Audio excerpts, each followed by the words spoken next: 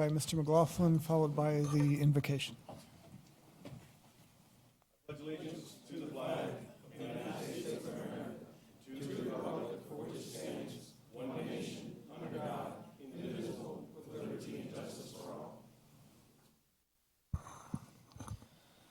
Father, we thank you for this community and all of our friends and neighbors, and we thank you for all the liberties that we enjoy as Americans.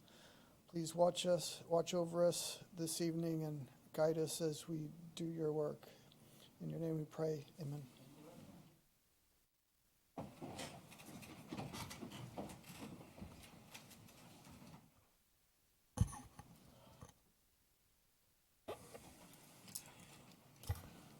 Thank you, Dr. Trampy. I believe Mr. Marshall was dialing in for this meeting. Mr. Cole?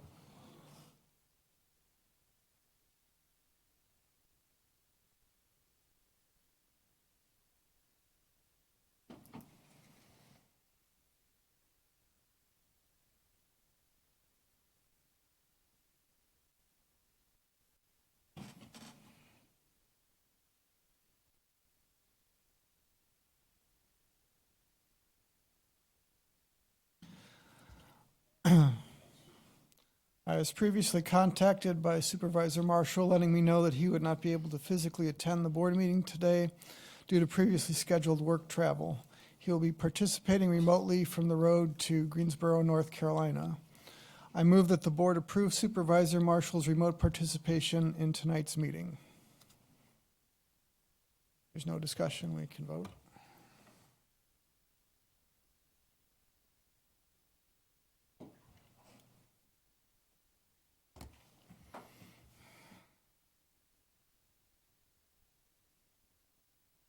Six yes, motion passes.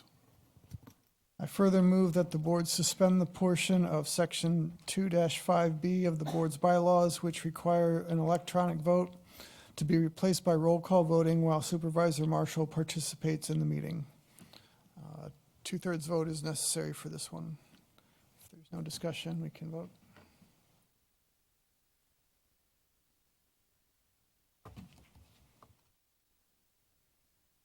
Motion passes.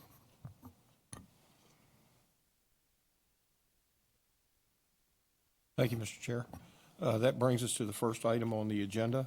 That's the approval of the agenda, including possible agenda additions. If I could have the floor computer, please. We have two additional items for consideration this evening. One is commendation recognizing staff and volunteers involved in the Stars and Stripes Spectacular. And the second is an appointment of Nancy Bisco to the Board of Zoning Appeals representing the Livingston District, and this term expires 7/14/2020. Is there a motion on the agenda, Motion to approve. including the additional items? Yes. If there's no discussion, we can vote. Oh, you're right. Mr. Benton? Aye. Mr. Skinner? Aye. Mr. Marshall? Aye. Mr. Yakubowski? Aye. Mr. McLaughlin? Aye. Mr. Ross? Aye. And the chair votes aye. Mr. Chair, the next item on the agenda is award and presentations and special recognitions. We have Lori Newman, our HR director, here to recognize the employee of the quarter for 2018 fourth quarter and 2019 first quarter. Good evening, everyone. I have 4 different awards that I'd like to award this evening. And the first award will go to Mr. Vivian Prophet. Is Vivian in the house? Is Vivian tonight? No? The next award goes to Catherine Mataconis. Is Catherine with us tonight?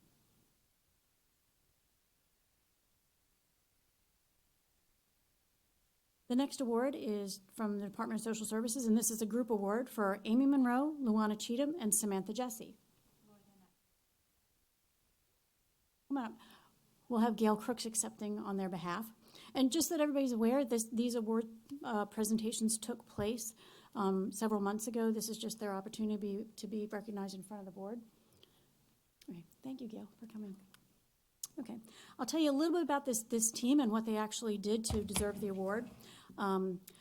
Anna Johnson, their deputy director, was the person that nominated them. So this team of employees actively worked to ensure the safety, health, and well-being of a county citizen in immediate and significant need. These individuals averted what could have been a tragic accident by acting quickly and effectively. On Tuesday, November 27, 2018, at 7:59 a.m., Luana Cheatham, the eligibility supervisor, received a call from Amy Monroe, eligibility worker, stating that she was pulled over on Hood Drive. She stated that there was a little boy walking on the side of the road alone with no shoes or jacket, holding a toy. Miss Monroe was on her way to Warrenton for training when she discovered the little boy. Miss Monroe remained with the child, who was under the age of 2, to ensure his safety while Ms. Cheatham activated CPS, Child Protective Services, response. Ms. Cheatham then made her way to the scene to support Ms. Monroe while they waited for the CPS investigator and law enforcement to arrive. Ms. Cheatham arrived at the scene approximately 8:30. Mrs. Monroe was there with another passerby who almost hit the child as he was walking in the road. Ms. Monroe and the passerby were keeping the child warm with a blanket when Ms. Cheatham arrived on the scene. Ms. Monroe explained that she was on her way to training when she noticed the child in the road, and she stopped to intervene. Both Ms. Monroe and the passerby attempted to see if anyone was home in the area that the child was found, and there was no response. Samantha Jesse, the CPS investigator, arrived on the scene, and with the assistance of law enforcement, she was able to locate the home where the child was residing. Unfortunately, no caretaker was identified at the time. Ms. Jesse was able to locate the parent, who was at work and remained on the scene for 5 or 6 hours. Ms. Jesse worked with the parent to ensure a safe and appropriate placement for the relative and for the child. The child remains in safety, out of foster care, and at this time, the custody has been awarded to a relative. Unlike CPS investigators, eligibility workers do not often come in contact with situations like this on a daily basis and are not generally trained to respond to such situations. Both Ms. Monroe and Ms. Cheatham went beyond the call of duty to assist and ensure that the safety of one of the youngest citizens of the county. Ms. Jesse worked with her team and family to establish a plan of safe care for the child while still remaining with the family. Great job to you and your team, Gail. Thank you so very much.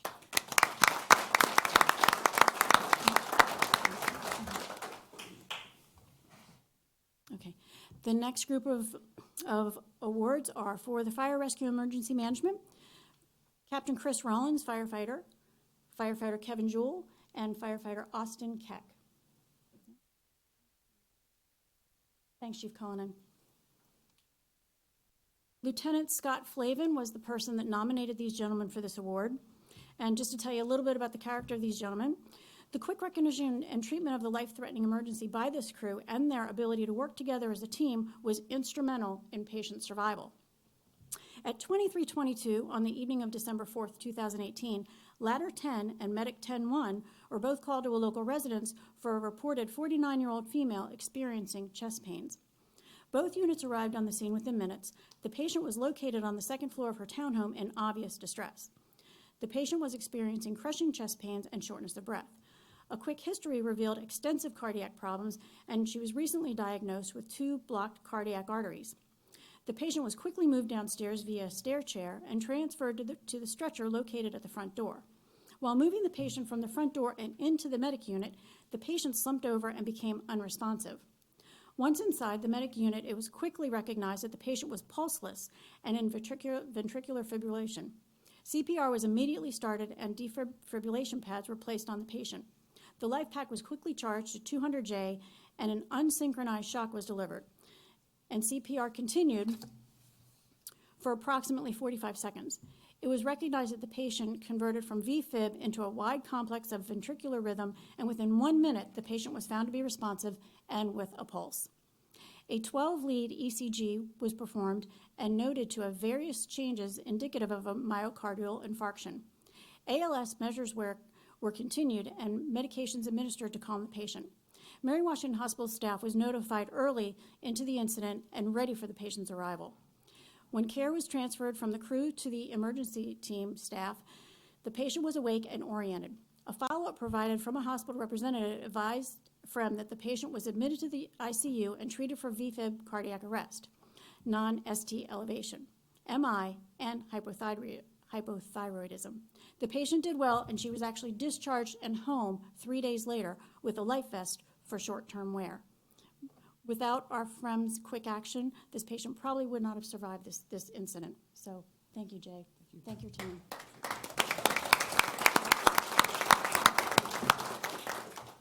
Thank you very much.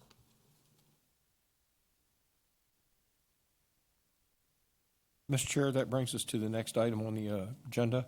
If I can have the floor computer, please.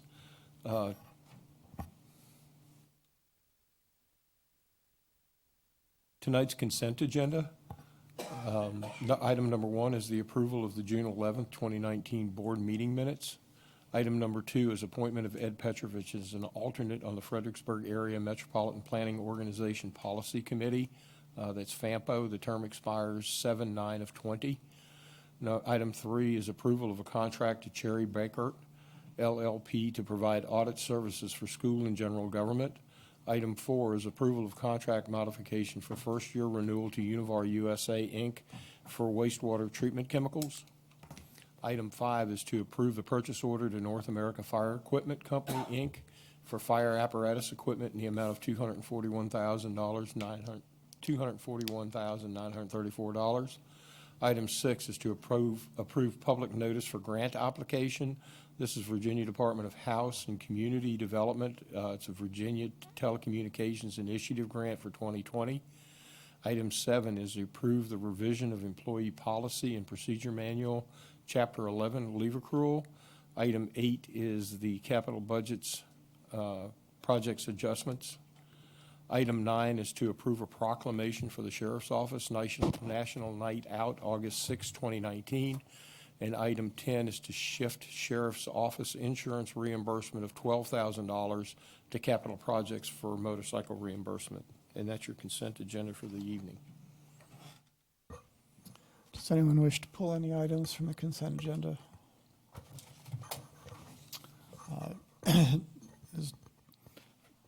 We'll open the first public comment period. Is there anyone who wishes to comment on items on the consent agenda only at this time? Seeing none, we'll close the first public comment period. Motion to approve? Motion to approve by Mr. Skinner. Mr. Yakubowski? Aye. Mr. McLaughlin? Aye. Mr. Ross? Aye. Mr. Benton? Aye. Mr. Skinner? Aye. Mr. Marshall? Aye. And the chair votes aye. Mr. Chair, we have the commendation and the proclamation for the Sheriff's Night Out. If I can have the floor computer again, please. The first is the commendation. This is for the 15th Annual Spotsylvania Stars and Stripes Spectacular. Whereas the 15th Annual Spotsylvania Stars and Stripes Spectacular was held Saturday, June 29, 2019 in the historic courthouse area. And whereas it takes a minimum of 6 months to plan for the event that draws 25,000 to 30,000 people to the area each year the Saturday before the 4th of July. And whereas it takes effort and coordination of at least 100 county staff from 6 different departments, along with resources from community partners such as the school division and VACO's company, as well as help from volunteers to hold the event. And whereas the Stars and Stripes event has become a long-standing tradition in Spotsylvania that promotes community among residents, and now therefore it be resolved by the Spotsylvania County Board of Supervisors commends and recognizes all county staff, community partners, and volunteers that work together to make the 15th Annual Stars and Stripes Spectacular a success, and expresses its pride and appreciation for their excellence and achievement.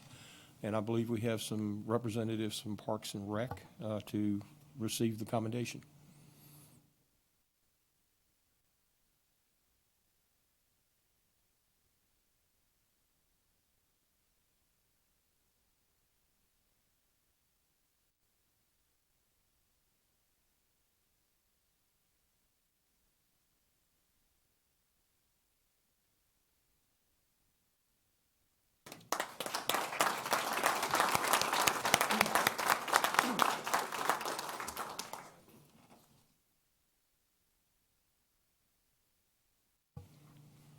Can I have the floor computer again, please? The next is a proclamation for the National Night Out 2019. Whereas the National Association of Town Watch, the NATW, is sponsoring a unique nationwide crime, drug, and violence prevention program on August 6, 2019, entitled National Night Out. And whereas the 36th Annual National Night Out provides a unique opportunity for Spotsylvania County, Virginia, to join forces with thousands of other communities across the country in promoting cooperative police community crime preventive efforts. And whereas Spotsylvania County plays a vital role in assisting the Spotsylvania Sheriff's Office through joint crime, drug, and violence prevention efforts in Spotsylvania County, Virginia, and is supporting National Night Out 2019 locally. And whereas it is essential that all citizens of Spotsylvania County be aware of the importance of crime prevention programs and impact that their participation can have on reducing crime, drugs, and violence in Spotsylvania County.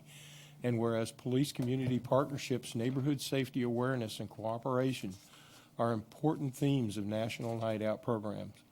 Now, therefore, we, the Spotsylvania County Board of Supervisors, do hereby call upon all the citizens of Spotsylvania County to join the Spotsylvania Sheriff's Office, the National Association of Town Watch, in supporting the 36th Annual National Night Out on August 6, 2019.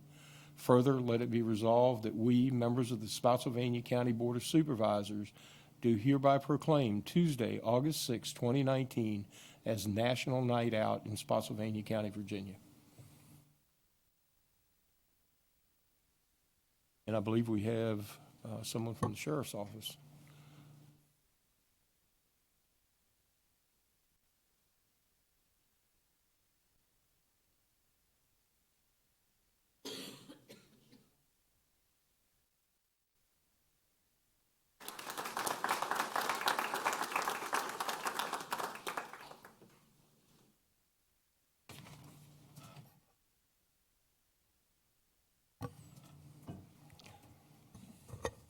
The next item on the agenda, Mr. Chair, is public presentations.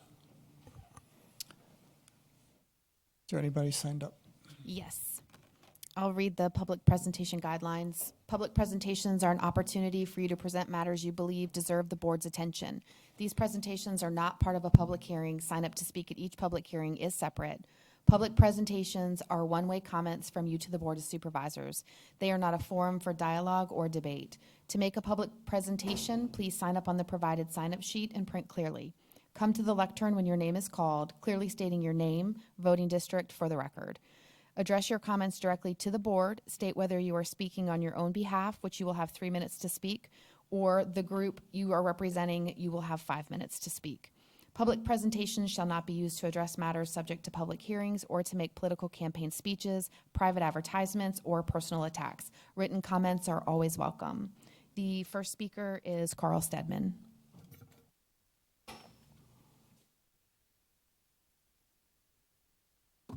I'm Carl Stedman. My voting district is number 7. I hope I remembered everything. I live on a road that's gravel. It's Forest Walk Drive. And I have swallowed dust from that road for 14 years. The prevailing winds are toward my house. And I can't open my windows. Long story short, there's an easement that allows by you people, you folks, people to come to their homes across my property, that road. I own part of it. Now, if they abuse that privilege, then the ball is in my court. And I've given you one thing that will explain my situation to you. I can now start proceedings against those people who will not stop raising dust. It takes 8 seconds to cross that area. That's all I want.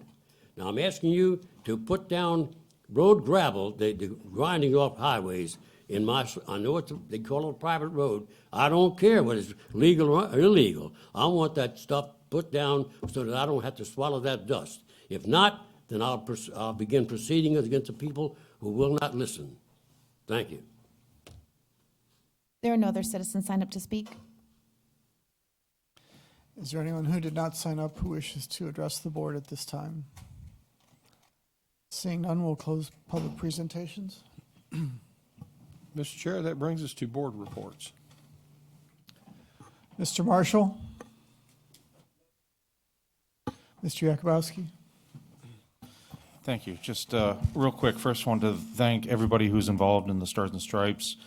They always pull it off without a hitch, and it's always a fantastic time. So thank you to everybody that was involved. Secondly, just to speak quickly to an issue that I raised last time dealing with transportation and the bond issue.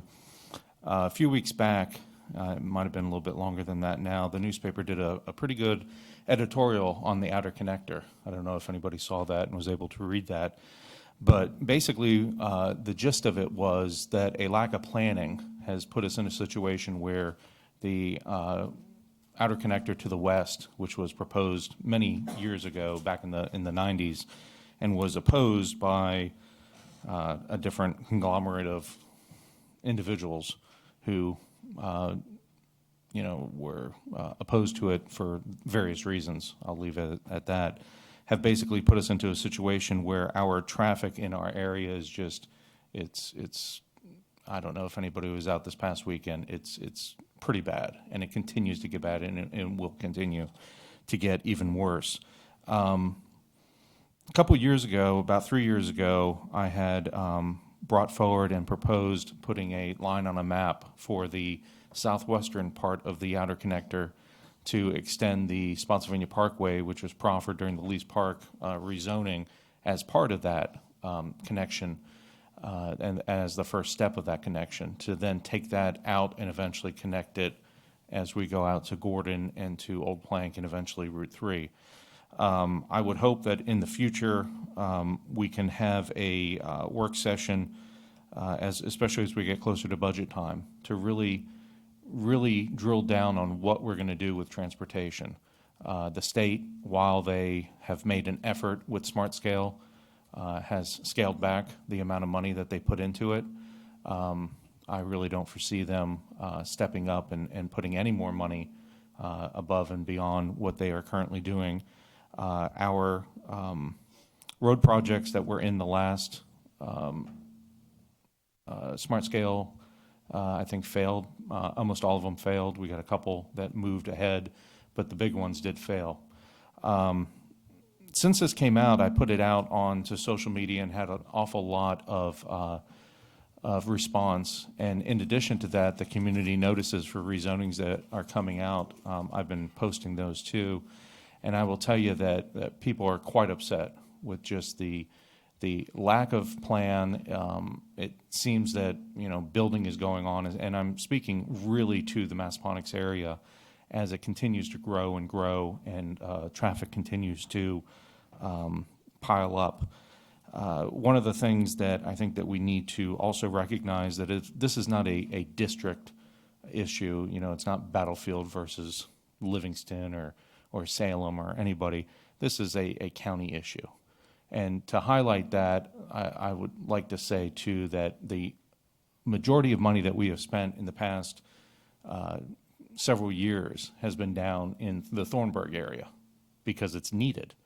And that is how we need to do our transportation fixes.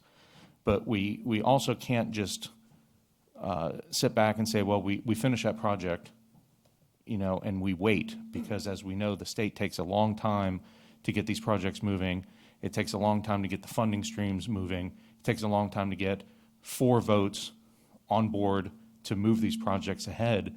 And I really hope that in the future we can come together with an even more precise and strategic plan when it comes to transportation. I know we have our 6-year plan, we have our thoroughfare plan, we have those different things, but we need to really start putting together an overall plan of how these are all interconnected and how they will actually make our transportation system and our traffic in our county better in the future. Thank you. Mr. McLaughlin? So just a couple of quick ones, and these are really follow-ups, Ed. And I think I asked you, Chief Mike, in front of Station 1, the road's pretty tore up. I understand. I was asked about that. I think you mentioned it's getting repaved soon?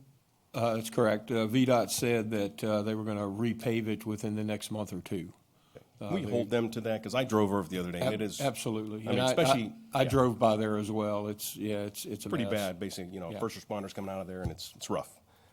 Second one, I think this might even be Dave's. I got a call about Sedgwick. This is really for VDOT, but let's pass it on to them. The Sedgwick subdivision, they got the slurry put on there 6-7 years ago, and they're asking, when are they going to get repaved? If we could pass it on to them. And follow-up to Ely's Ford Road, dead tree. I think I sent you an email on that. Could you, I did. I checked with Wanda on that today. Apparently, there's some question as to what property that tree is on, but Wanda and I are working on a way to take care of that, Okay. that issue. all right, thanks. Mr. Ross? I'd like to echo what Mr. Jakubowski said about the Stars and Stripes. Just a phenomenal experience for families in Spotsylvania County.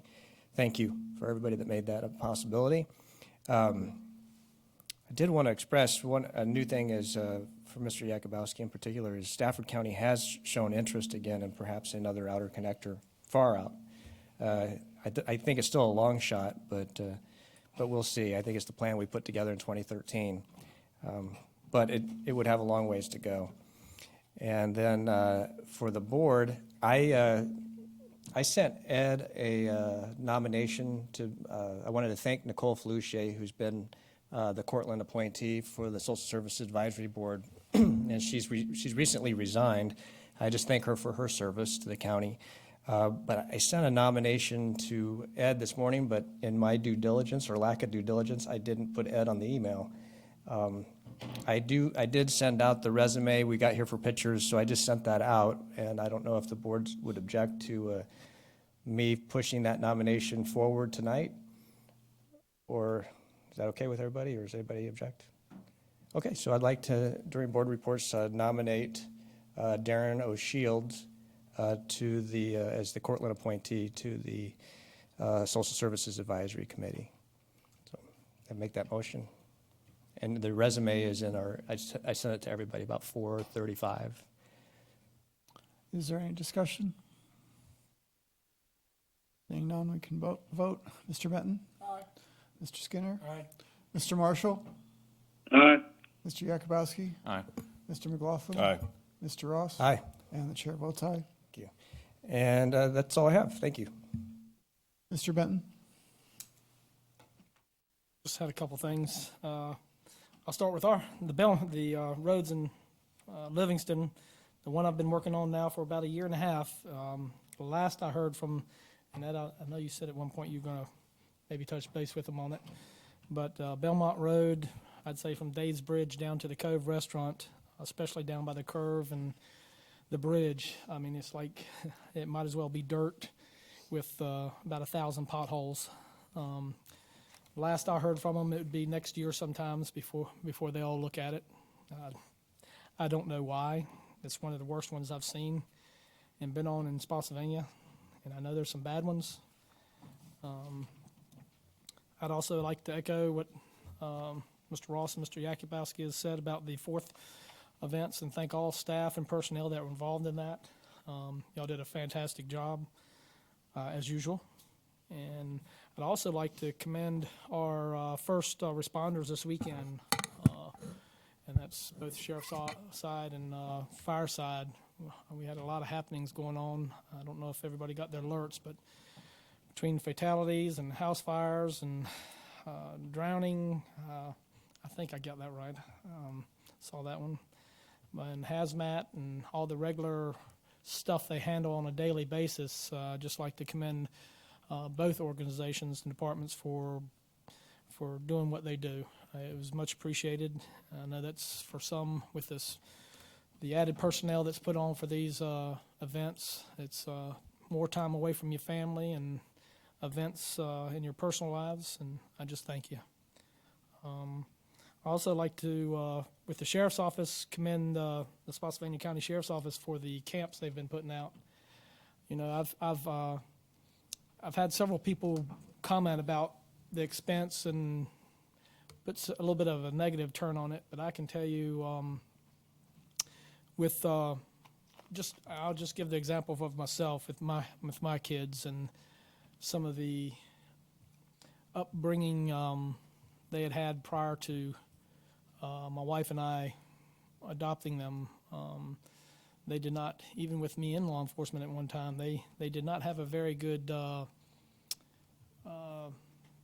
opinion of law enforcement. But I can tell you, through these camps and their interactions with the deputies, I'm telling you, it is priceless. So in the future, when you see the sheriff's office budget and you see the camps, they are building the relationships and the foundation for our next generation that apparently some out in our society these days don't have now. And it speaks volumes for Spotsylvania County, and especially on some of these events that happened over the weekends where, we had our own citizens getting involved and jumping in and trying to help. That speaks volumes for Spotsylvania County. And I'd just like to commend the Sheriff's Office for what they're doing and the bridges they're gapping between some of the youngsters that may not have a whole lot of, well, it could go both ways. Either have a whole lot of interaction with some law enforcement or have had very little. And hopefully they can bridge some of those gaps and bring these youths to understand that in our society, law enforcement is needed and it's not always for negative. And I commend them for that. I believe they're leading the way. Thank you. Mr. Skinner? Thank you, Mr. Chairman. I would like to also thank all the people involved with the Stars and Stripes. Everybody, they do a fantastic job, and it highlights what Spotsylvania is all about. Ed, one other question, or road transportation system. Way back when we had Sean Nelson as a representative, we were talking about Lees Hill North. Okay, we've done Lees Hill South about 2 years ago, and my understanding was we were probably going to be done very soon. Well, it's 2 years later now. We've gone to Sean and we've gone to Kyle, and I really would like to know, too, people have asked me because our roads in the development now have ruts and holes and stuff like that. So when we get together and see what we can do to at least get a date where they might see us, please. Okay, thank you. That's all I have, Mr. Chairman. And I have no report. Thank you, Mr. Chair. That brings us to the presentations and reports by staffs. We have 3 presentations this evening. The first is a county website update. We have Jane Reeve here from IS.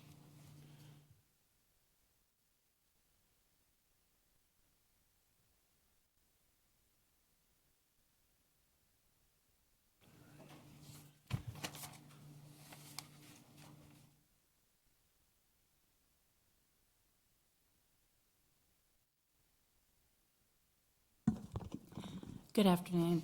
I have here with me, we're really excited to be here today to give you the first glimpse at our new website that we've been working on.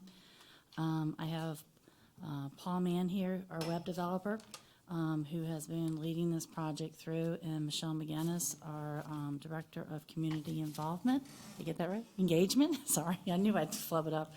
And she has been working very closely with Paul to move this project forward to make sure that we put the best foot forward look for the county. So I'm going to turn it over to Paul and Michelle and let them go through their presentation. You want to get your presentation up too.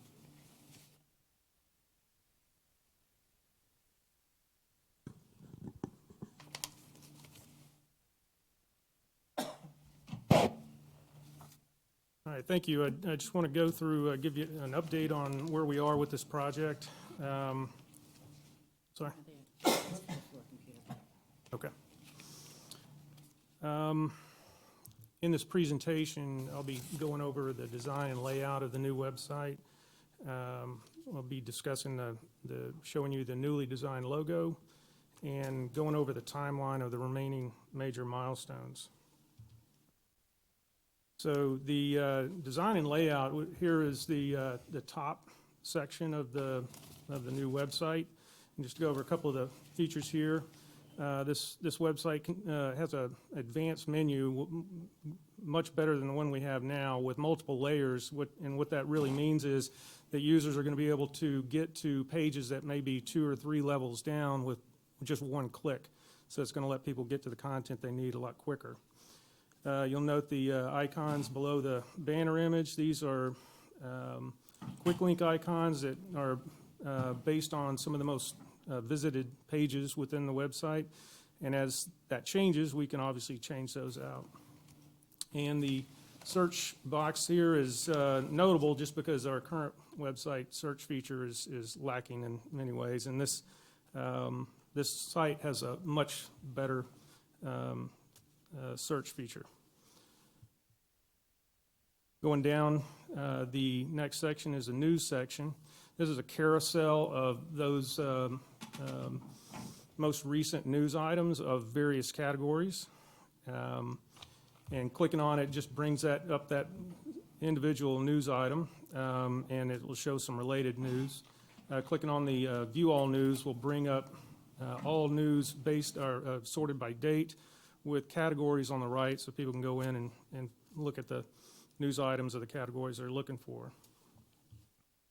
And going down, we have the press releases and calendar section. This is a tabbed section. The first tab is press releases. So this is news items with the press release category selected. So those that are looking specifically just to see the press releases, they can find those here.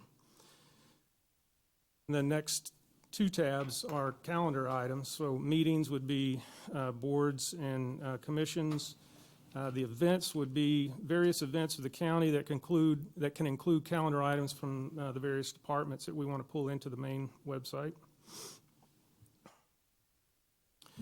And the footer is just kind of a classic footer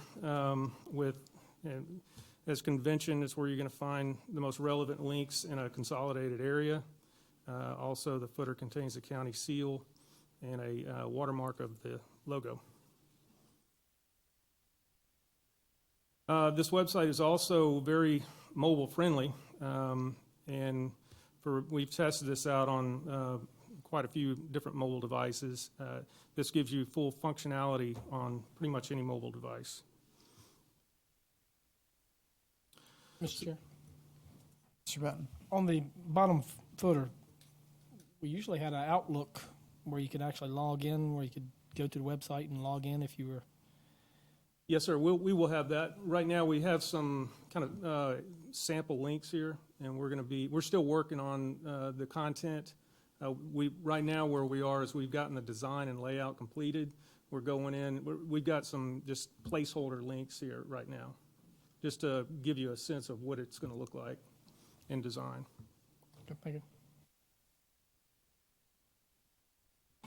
The logo, we opted to have a newly designed logo as part of the upgrade project, and we wanted to look at one that's focused on a simple design that represents the county well. Obviously, the center piece of this logo is the courthouse. The courthouse is obviously an iconic representation of the county and reflects the historical nature here. The colors we chose, the blue and green, are representative of the rural and outdoors nature of the county. We chose an old-style font, also representative of the historical nature of the county. And I'll turn this one over to Michelle. Okay. The new website design will provide a more user-friendly experience for citizens by reducing the number of clicks and amount of time it takes to locate information. But it will also provide features that will enhance communications and engagement with the public as well as county staff. For example, the newsletter module will provide more opportunity for outreach with citizens, but also improved communications within county government through an efficient process to create employee newsletters. In addition, website users can create profiles on the website that will allow them to subscribe to content on a specific page and receive updates about that specific information. Users can control subscriptions within the website on topics of interest to them. Finally, employees will be able to subscribe to specific pages on the intranet if they want to receive updates on those specific topics. All of these features combined will result in more opportunity for interaction and enhanced engagement between county government, staff, and the public.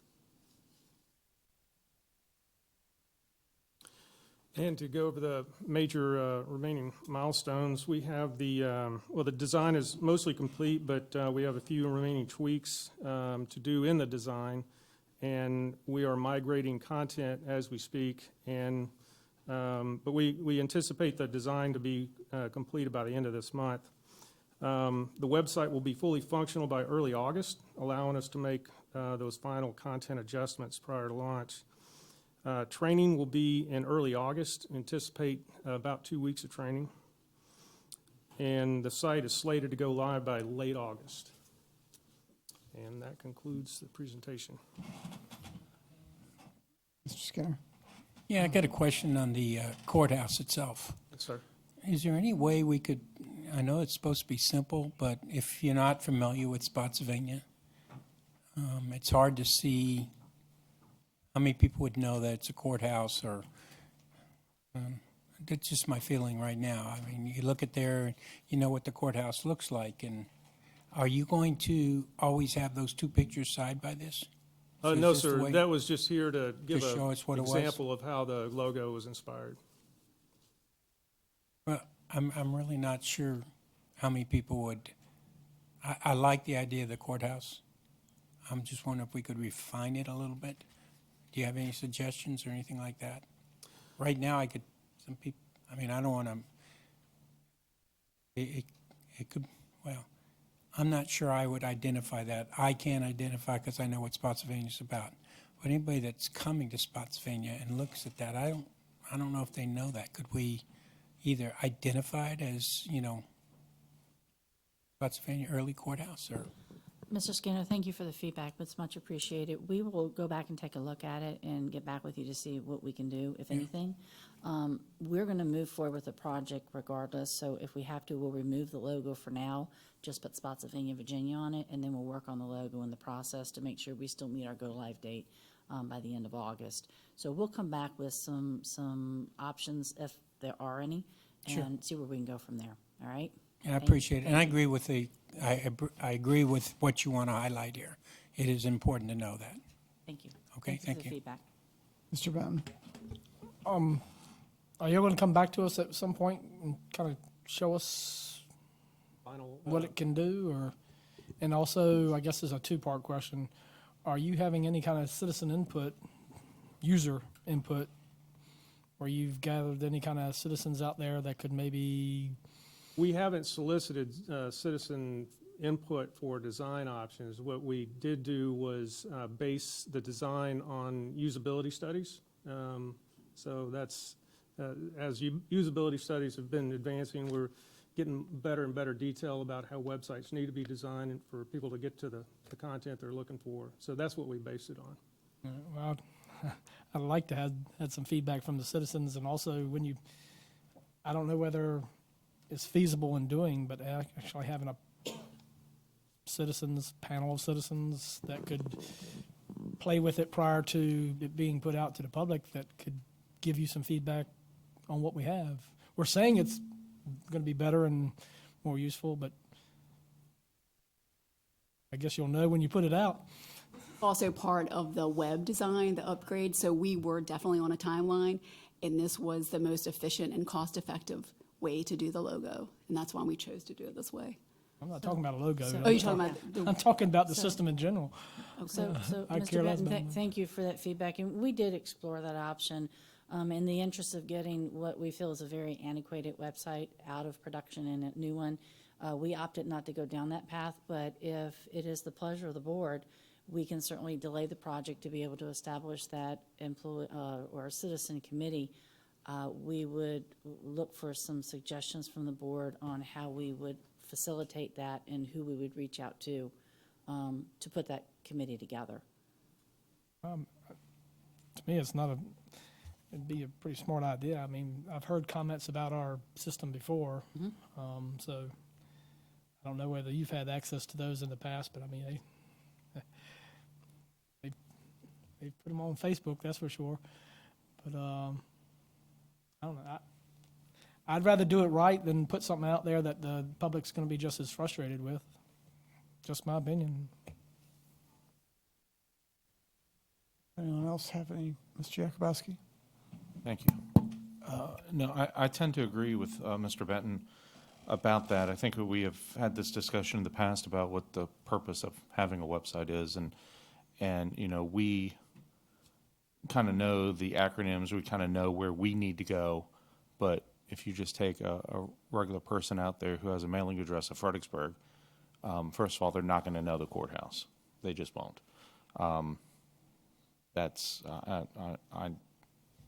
I don't want to get hung up on that necessarily, but identifying around the courthouse, I don't know if that's the best way to go. Are we getting rid of our logo, our old logo, and our old tagline of Crossroads of the Civil War? Are we going to? That will still exist, especially within tourism. Okay. But we're not dismissing anything. We'll still have our county seal. We will still have the Crossroads to the Civil War. This was one in addition to give the website a fresh look. However, as I said, is that is not a stop for us to move forward, but we will definitely evaluate how to get some citizen feedback that we can test the website, but it may delay the implementation of the website. If I may also just comment, and we're also not replacing the official county seal, which is, on the wall there. Right. Now, I just want to make sure that, we have some, identity, and we've been pushing that for several years now, and that's kind of our mantra that we use. And, if we're going to do something new, we do something new. I don't want to become like Fredericksburg, where we have an outside firm every, seems like 5-6 years to come up with a new identity. Very expensive endeavor as well, too. Right. To bring in those external consultants. Right. And so I don't necessarily want to do that, but I do like the look of it, that it's easier to navigate. And I'm assuming that you've obviously looked at other jurisdictions to see. Absolutely, Okay. extensively. Yeah. We've done quite a bit of research. Okay. But we will definitely explore what we can do to put the citizen committee together. We will try to do so as quickly as we can to try to stay within schedule, but it may delay the implementation if we have trouble getting that group together. If there are suggestions that individual board members would have, that would be a good individual or group to help us test, please send it to myself or to Mr. Petrovich so that we can put that group together as quickly as possible. Well, from my point of view, at least, I'm not looking for an official ordained committee that, meets on the third Thursday of every month at 7 o'clock. I just want regular citizens to maybe, come take a look at it, play around with it, tell us what your idea is, and if, 6 out of 10 people say, geez, why don't we have a button for this? That's, I think, kind of the feedback that we're looking for, as opposed to, and, we can do it as, it can grow too. We don't have to stop the going live part of it. Right. But if we get feedback that, maybe it looks better to do it this way, or have this button, or to identify it a little bit differently, because most people don't know, what that button As an means. alternative to forming this committee during this process, if I can suggest an alternative, which would be to really enhance getting feedback. Mr. Benton, you mentioned something about negative feedback from our current website, which I concur. It's not great, but we don't get that feedback so that we know how to make adjustments. So it's perhaps an initiative that we need to undertake on an ongoing basis to make sure that we open up that opportunity, that we're getting that feedback, and that we're adjusting the website moving forward. And it may be a more proactive and just a better process to go through, because even if the citizens begin to look at it, until all the citizens begin to use it, we won't know, because there's such a diversity of folks who use our website for a variety of reasons, whether you come on to pay a bill, you look for a zoning permit, whether you're using it for permit applications, or just general information.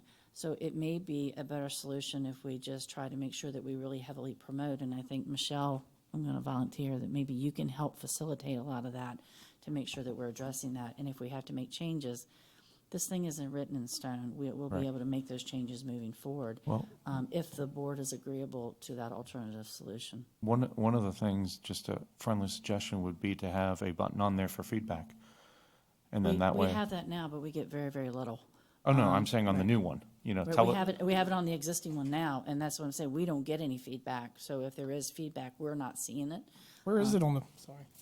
Where is it on the? It's either on the top right or the bottom. I don't know exactly, but it is there, right? Well, maybe It's more of required- a. It's actually required on every website, but that's exactly my point, is that obviously we need to highlight that a little bit more to make sure citizens can find it easily, so that we can get that feedback from them. Right, maybe a, a page that comes up when you first, it's a brand-new website, tell us what you think.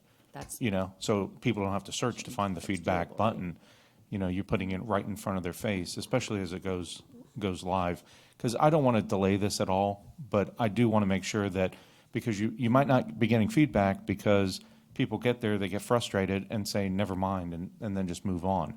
So, we know that's not happening because we know the volume of folks that are using our website, which is why we're trying to get this new website live. It is heavily used. We have a lot of statistics on it. That's how they develop that front page to know what to put on the front page. That is the most commonly used, and it was part of our evaluation process. It may be a benefit that maybe the board needs to start receiving some of those statistics, maybe on a that would be bi-yearly helpful, basis, too. just for information. but just a suggestion, next to water and sewer, you could put feedback. And then it's right there in front of everything. What we definitely could do is, there's a period between when we have the content on the new website mostly finalized and before we go live, that's going to be about a month. And during that month, we could promote it through Facebook and whatnot, and ask people to go and give us feedback. We can set up a form on the current website to receive that feedback, and then we'd have a month of good feedback before we go live. Thank you. Mr. Skinner? Yeah, if I'm not mistaken, when planning did their new website, made it easier for everybody to go fill out, they gave them the process and everything. But what they did hold, they held a day up in their conference room, the big one, and invited people to come in and see it. You were there, they were there to help them go through it, and they took suggestions at that time. It's a possibility. Maybe you could do that with this website too. Because I know it was very effective when people came up, and the people that were dealing with planning and everything really, well, it gave them a shortcut to how to get through everything and what was expected. We certainly could set up something like that. I think if we're promoting the preview of the website through Facebook, we might get by a factor of 100 more people looking at it and a lot more feedback. But we could certainly do that. That's fine. It's up to you guys.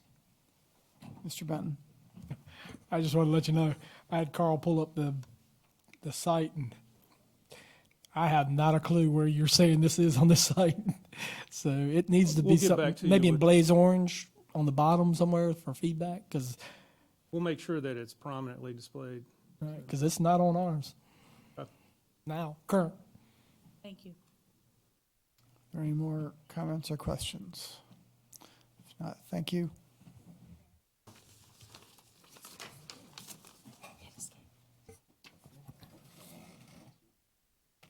Mr. Chair, the next item on the agenda is a funding assistance request by the city of Fredericksburg for the Virginia Central Railway, the VCR trail for Hazel Run Bridge Project. And we have Mr. Pasterwick and Mr. Nelson from the city of Fredericksburg.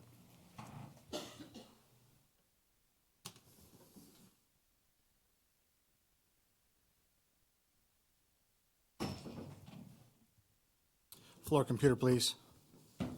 Thank you. Good evening. Tonight's presentation that I have for you is a funding assistance requested by the City of Fredericksburg for the Virginia Central Railway Trail at Hazel Run, a bridge project for recreational bicycles and pedestrians.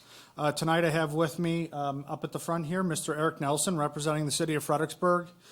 He's the Transportation Administrator in the city. Additionally, from County Finance in attendance this evening, I have Bonnie Jewell, who provided valuable insight into potential funding avenues of funding this request. As well, I'd like to thank also Annette D'Alessandro from the Grants Division, who was able to pull together some feedback in short order, so appreciate that. So the request before us was received on June 19th of 2019. County Administration had received a request from the City of Fredericksburg for county funding assistance valued at $135,000 for a planned bicycle pedestrian bridge over Hazel Run. That bridge has been in plans for a good amount of time and was in the process of moving forward. The bridge project is part of the city's portion of the VCR trail and approximately 100 feet from the county line. The VCR Trail has been recognized in the Spotsylvania County Trailways Master Plan within the county itself, obviously linking to Orange and the city of Fredericksburg. It's also noted in the Regional Bicycle Pedestrian Plan by FAMPO, as well as the Department of Conservation and Recreation Virginia Outdoors Plan. The trail is used by residents in this specific area between the Kingswood subdivision in Spotsylvania County and city residents of the Idlewild community. Those are the chief users with immediately surrounding this location of the trail. So to graphically show where this is located, the proposed bridge, as I had stated previously, is wedged right between Kingswood subdivision and Idlewild, with I-95 to the west and Route 1 just off to the east, just outside of the image. If you look down here at Hudgens Farm Circle area, that's also the Summerfield subdivision as well, just for point of reference. Currently, the city has a safe pedestrian crossing across Route 1 with a light there for pedestrian crossing and bicycle usage, and the paved trail extends roughly to the location of where the proposed bridge is. There's a small roundabout type of dead end at this moment, with the trail ceasing due to this bridge being required. Beyond that, it's a basically abandoned rail corridor. There is no road back here other than for utility access, things of that nature. This is just a site visit view of the crossing location where it is, Hazel Run with the old bridge abutments. And this is the type of bridge that we're talking about as part of this request. It's a steel structure bridge. Eric may be able to further elaborate on this and the protection of historic resources, but in this particular example, you see it fly over the historic structure of an old bridge to try to minimize impacts on historic resources. I don't know if there's anything else you'd like to add. Not really. They are designed not to touch the historic resources. That was an issue with Department of Historic Resources. So that slight arch does the trick. The span is fairly long. The previous image shows two abutments, but to the right is a low area. So the span in total has to be roughly the same size as the others, which is 80 feet long. So it's a substantial bridge. Thank you. So of the request and current conditions, Kingswood residents presently, though they use the trail, and that was verified by citizens that we've received phone calls from in the planning department, as well as a community meeting that we had attended back in 2017 with our HOA. Kingswood residents currently have no fixed access to the VCR trail and are physically hindered by a lack of a bridge and no fixed connection. And due to a lack of connection, Kingswood residents have complained of users trailblazing their own routes to the path over private property. The city has $160,000 cash in hand for this project that was rewarded from a Smart Scale project. But due to steel cost increases, the project now is a funding deficit of $135,000. The request of the county results chiefly from, obviously, the lack of funding, but also the fact that there are Spotsylvania County residents using the trail. So for a bigger picture of the VCR trail as a whole, I had mentioned that it was within our county trailways master plan. In this location, there's no impetus to extend the trail further west beyond this bridge project unless plans to include construction of an Interstate 95 right-of-way crossing bridge or tunnel along the rail bed. Expected costs would be multi-millions of dollars for a bicycle pedestrian-only connection, whether via tunnel or bridge. The ability to establish a connection as part of a Harrison Road interchange project is purely speculative at this time. I can tell you there's been talk of, can we work the historic rail alignment into an interchange project, but it's frankly too early to speculate on that.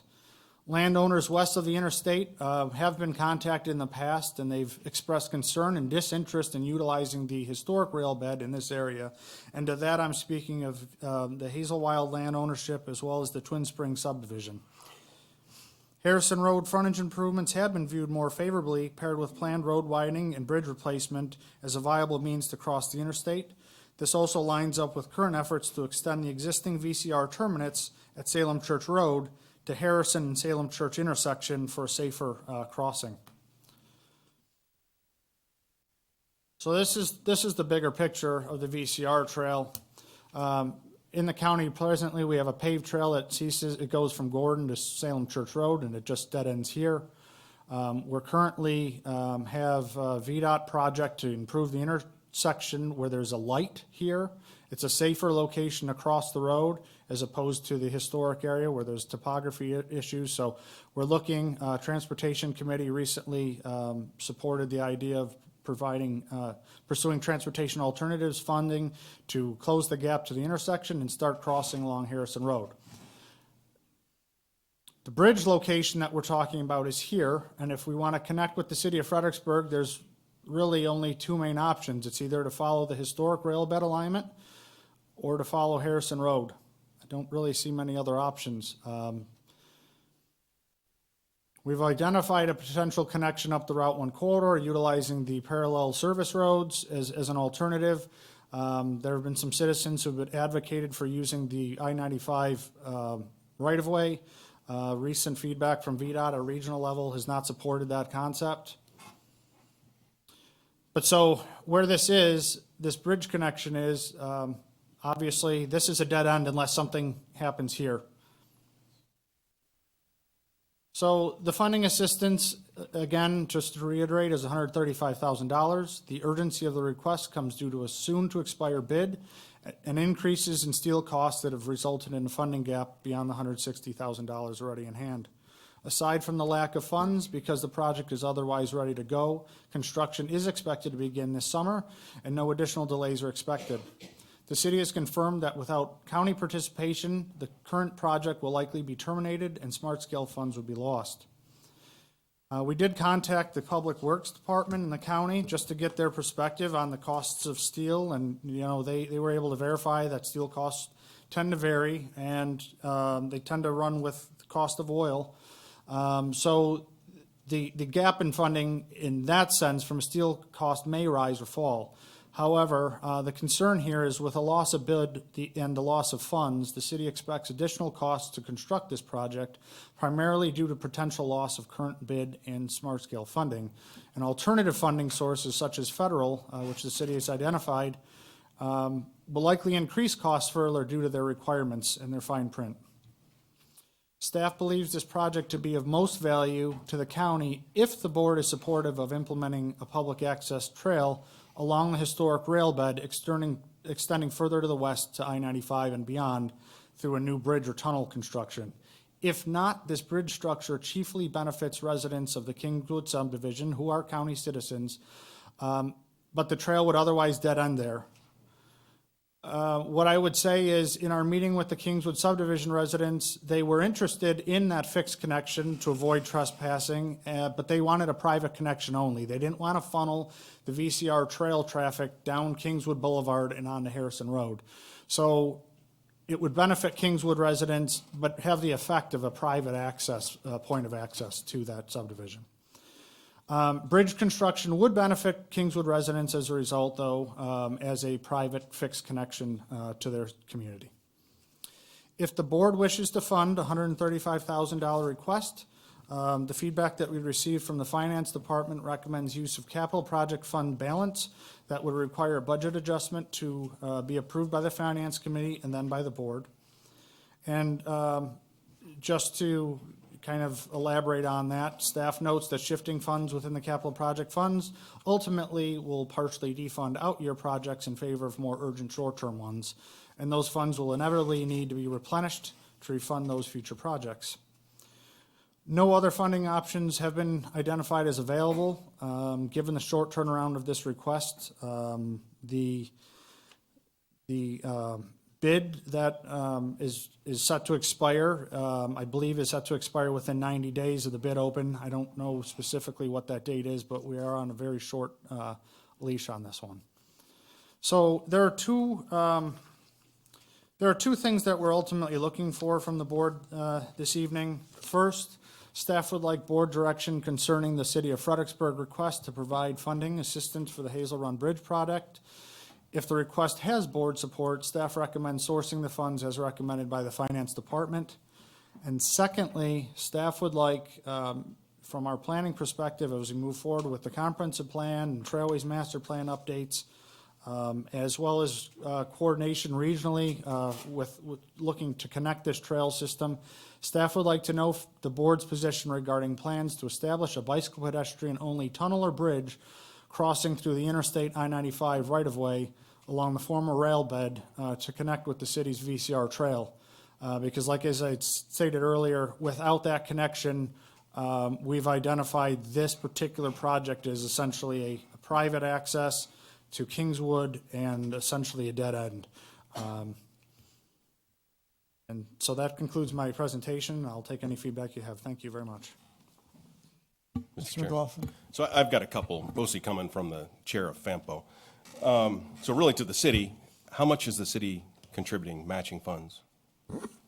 We are not matching, we have the grant of 160,000, so. But that's smart scale, correct? Right. Okay. Right. We will have additional expenses for the use of the HOA property for access to the site. We will need to do some finished grading that's for damage that was incurred during the county's sewer line project. And then we will have some additional costs as well to finish out the project. So we're not putting in nothing, but it's not. Right, for the bridge, though. There's not a this would match. be a Not for- match. yes, sir. You're looking Yes, for sir. help from others? Yes, sir. So the city doesn't have the funds at all? They can't pull it from isn't there a riverfront project or something going on, or isn't there a park or something? Yes, Couldn't they sir. pull that money to fund this? Yes, sir. Now, I've asked that question. This request was made by the city manager. I'm not privy to So that. I got a couple, just, this is Smart Scale 1 project. Yes, sir. I guess my frustration, this is 2 weeks ago, we got a request to come up with $140,000 to build a bridge in the city that doesn't go anywhere. This is truly the bridge to nowhere, because there's no connection. It may be in the future, but tens of millions of dollars later, potentially we could connect this. But a question, did the city go to FAMPO yet to request? We've talked with FAMPO, we've talked with VDOT. We're again, we haven't been successful so far, but yes, we have I'm had sorry, that communication. I didn't say that right, I guess. VDOT did come out to, I'm not playing gotcha here. VDOT, just got an email, VDOT is going to FAMPO asking for the money, for VDOT to use RSTP or CMAQ money to fund this project, vice us. So they put it on the agenda for Monday, but they want us, if we vote for it, they'll take it off the agenda. Oh, I see. So if we table this, let turn it over to FAMPO, and FAMPO would have to take it off another project. There's a delayed project at Market and Route 1. It's delayed. This would potentially be an opportunity to fund this through CMAQ, through regional funding, vice from the county. I mean, this is a Yes, sir. Yes, sir. That's a possibility. I would be reluctant to pull it from a project that's slated to be accomplished in the county. I don't think that would be fair. Yeah, it doesn't have enough funding yet either, so. Right. Yeah. But Okay. still. And there's only one bid for this project? Yes, sir, one bid. We had about 10 people look at it, but again, given the funding situation, we did have we're confident in the bid, but yes, sir, just the one. All right. So my thing is, I would punt this to FAMPO on Monday and let FAMPO decide on this project. This is a regional project. There's benefit to Spotsylvania in the future, and I don't know that Kingswood is totally bought in yet, because all that traffic would route through Kingswood, the entire VCR trail, and I don't know that their HOAs voted on that, and I would expect that first, but I'll open it up. You guys got any other questions? Otherwise, I would motion to table this until the. Mr. Skinner. So I understand this correctly. This is smart scale funding. Yes, sir. And when was it approved? What year? This was the first. So it's now coming up on 6 years roughly. Shouldn't be that long, it'd be more like 3 years. I mean, from award and from, well, yeah, you're right. No, It's been if a that's long- what smart right, scale is, right. So here's my point, and this is great that happened to you guys. Right. Smart scale, we put in a for price for this year. Yes, sir. 6 years down the road, the price of steel has gone up, but yet smart scale doesn't consider that in their funding. Right, right. So, again, I'll be honest with you. I've got more needs in my area on Route 2 and Lansdowne Road than to continue with a bridge, and truly, I'm not mocking it, but it goes nowhere. And I think we'd be foolish if we didn't know what the future was going to give and how much that future was going to cost us. We're just throwing the money away, and I'd rather prefer if FAMPA wants to do it, that's up to them. But I honestly can tell you there are more needs for $135,000 on Lansdowne Road or any place. I'm sure in any district out there, there's funds that's, as we saw this man stand up today just to get gravel or, the asphalt grindings, whatever they call them, put them on his road. There's no question this is a big ask. We recognize that. And we do recognize that we're coming to you with numerous needs in every one of your districts. We think of it as, it's a interjurisdictional project, so we feel good about it, but. Your trail is great. And when I cross it, I look at it, I see people on it and everything, but there's a certain point where it's going to stop, and we Yes, have sir. no future plans for that. Yes, sir. But, thank you, because I've always said smart scale doesn't fix the problem, because by the time you get to start it and build it, Right. inflation and everything has put you out of the game. No question. So that's all I have to say, but thank you. Thank you, sir. Mr. Yakubowski? Thank you. And to pick up on that, or smart scale, they forget that there's a culvert that they need to build, and they come back later and say, oh, that's a couple $1 million extra. So our road builders do that also. I would be more inclined to support something like this if this was a phase one with a phase two that had funding, or funding that was likely or in a stream or identified or something. Because and nothing against the city, I don't expect the city to want to build a multi-million-dollar bridge and or tunnel over 95. It's not going to happen. It just won't happen, especially when it's only a pedestrian bridge. It just won't happen. My concern would then be all of the funneling of the traffic through Kingswood down to Harrison to make that a shortcut to get to Harrison when it's eventually widened and a new bridge is put in down to or over 95, and then it's improved down to Salem Church. The other question I had too, and I was intrigued by this, is the historic nature of the old bridge concrete that was there. And just a question, do you know how old those old pieces of concrete sitting there are? Because it always amazes me that something that is old is historic, but just because it's old doesn't make it historic. Doesn't make it historic, yes. Right. I would agree with that. The concrete dates to when the tracks, it began as a narrow gauge railway, and the original bridge abutments were stone construction. The concrete was constructed in 1926 when the road when the railway was made a standard gauge. So they're 1926 abutments. Okay. So would there be any cost savings to using them, or? We've looked at that because that's a logical thing to do. They're solid. The environmental review that we went through had us not touching them, consistent with what we've been required to do with the original section. We were going to mirror the same issue here. If we were to go back with another design that used the abutments, we would reopen the environmental process to get permission to do that. Okay, so it's never been looked at it as a cost savings of what it would be. Well, we've looked at it as a cost savings, but to do that, we would reopen the environmental, and if there was a way to get this done consistent with the other bridges, it would be a quicker project. Okay, so do you have a total cost if we were to use those, or did you never go down that road because you didn't do the environmental part? We would save, well, again, you still have the issue of to the right of those abutments where the stream, when it floods, rushes through. So you still have a significant span. So the savings is not overwhelming. You still have about 60 feet that needs to be spanned. So okay, so 40,000, but not. Okay, so it's not going to cut the cost in half or anything. No, sir. Okay, No, sir. Okay, that's what I was looking at. So I had attended that meeting at Kingswood.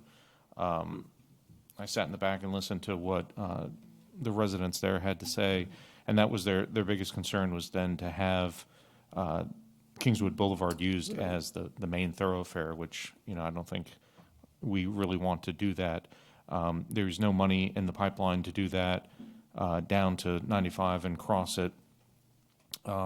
I do think that, quite honestly, the best way to do it would be to connect it down to Harrison, use the existing road structure that's already there. Harrison has nice big paths on the side with the new interchange reconstruction that was done recently.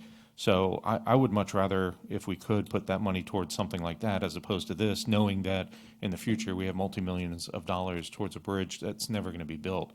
So, it would make more sense to push it off actually to FAMPO, but then to ask FAMPO, please don't touch existing. I'm surprised that CMAQ money would be used for pedestrian uses, because I thought that was supposed to, because you're not taking cars off the road. This is more recreational than, getting people to work. So, anyway, I would support it being tabled. Thanks. Mr. Ross? Yep. So it is a shame we can't get this moving forward. It could take cars off the road if bicyclists would ride down to the downtown Fredericksburg train station on this trail, which would be great. So could you pull up the map again? Absolutely. I was just wondering, and I agree with Mr. Yakubowski, I think Harrison would be the way to go, but have we ever looked at costing out the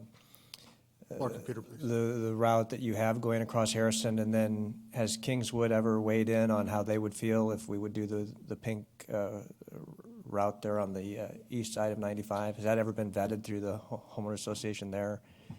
Or have we ever at least put a rough cost to what that would be?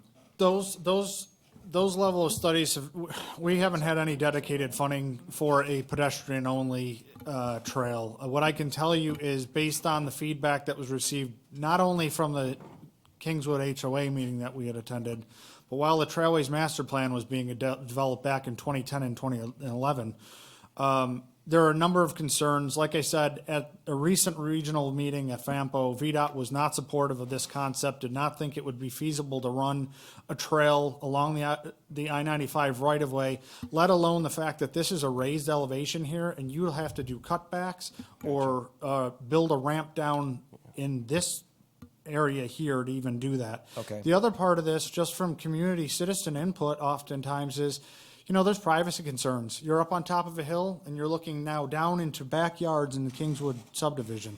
So that's a major concern that we have as well. And then lastly, if you create trails like this, and one of our concerns with dead-end trails as well, from what we've learned from our sheriff's office in the past, is there are SEPTED concerns about dead-end trails and trails that are wedged with no ways out. So let me add something to that, just from FAMPO and from the Smart Scale this year, and add to what Chris said and what Dave said, is that we did get money this year in Smart Scale to start the widening of Harrison Road. We got the intersection at Harrison and Salem Church, which is the realignment of that intersection, ultimately leading us to a 4-lane, a new bridge and all that, out to hopefully to Route 1 and maybe further. But in order to compete with Smart Scale, they want you to tie in things like pedestrian, bike, and rail trails with that road. Yes. So, I think the only real obvious path is along Harrison Road, because we would want to use that to compete for Smart Scale money as we keep applying for the rest of these segments. So I think a lot of the other ones, although it's nice to go along the trail, the most viable one with actual funding would be along Harrison Road. And again, I think that would go to part of your other question, and the second question you had is, I think that would have the best chance of success in the future. That's correct. It does, it strengthens the applications for future funding requests. And like I said, we're trying to get a safe pedestrian crossing at the intersection of Salem Church, right at the frontage. So I have 2 follow-ups.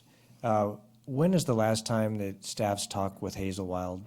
Not that it looks like there's a viable option to go through there anyway, but has it been since like around 2013? That would have been around 13, 14. Spotsylvania Greenways Initiative had contacted them. And I know the Twin Springs subdivision also, unfortunately. There's no way to get through there. It would diagonally cut right through that subdivision. But I was just thinking if you could take Harrison to beyond Twin Springs, but I think you're right. It's going to be harder to work that way. And then the last question I have is, I know you said you didn't know, you have roughly an idea of when this award Smart Scale does dry up? Is it within 90 days from now? Or Right. Actually, it's the end of July. The bid was received the 1st of May, so the end of July is going to be the end of the 90 days. We will not meet again before it dries Right. up. Right. Okay. Does anyone else have any comments or questions? Mr. Benton? I know we have a motion to table, but we don't have a motion? We do. Yeah. But if we don't meet I by... would, Mr. Chair, I'll withdraw that motion to table. That's all I have. Oh, I was going to, based on, the information that I've heard here and based on the FAMPO potential solution on Monday, I would motion that we deny the request. Is there any further discussion? Now we can vote. Mr. Benton? Aye. Mr. Skinner? Aye. Mr. Marshall? Aye. Mr. Yakubowski? Aye. Mr. McLaughlin? Aye. Mr. Ross? Aye. And the chair votes aye.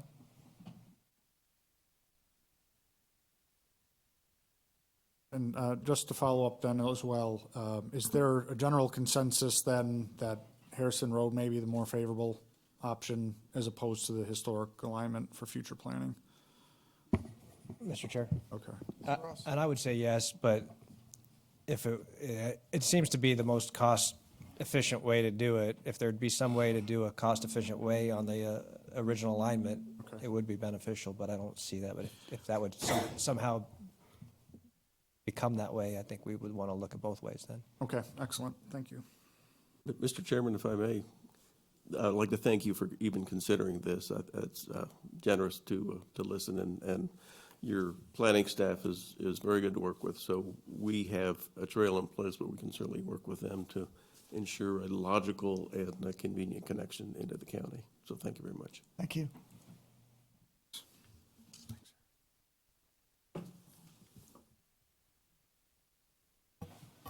Mr. Chair, the next presentation report by staff is the local stormwater management fund and grant program. We have Mr. Ansell and Mr. Street here from the stormwater.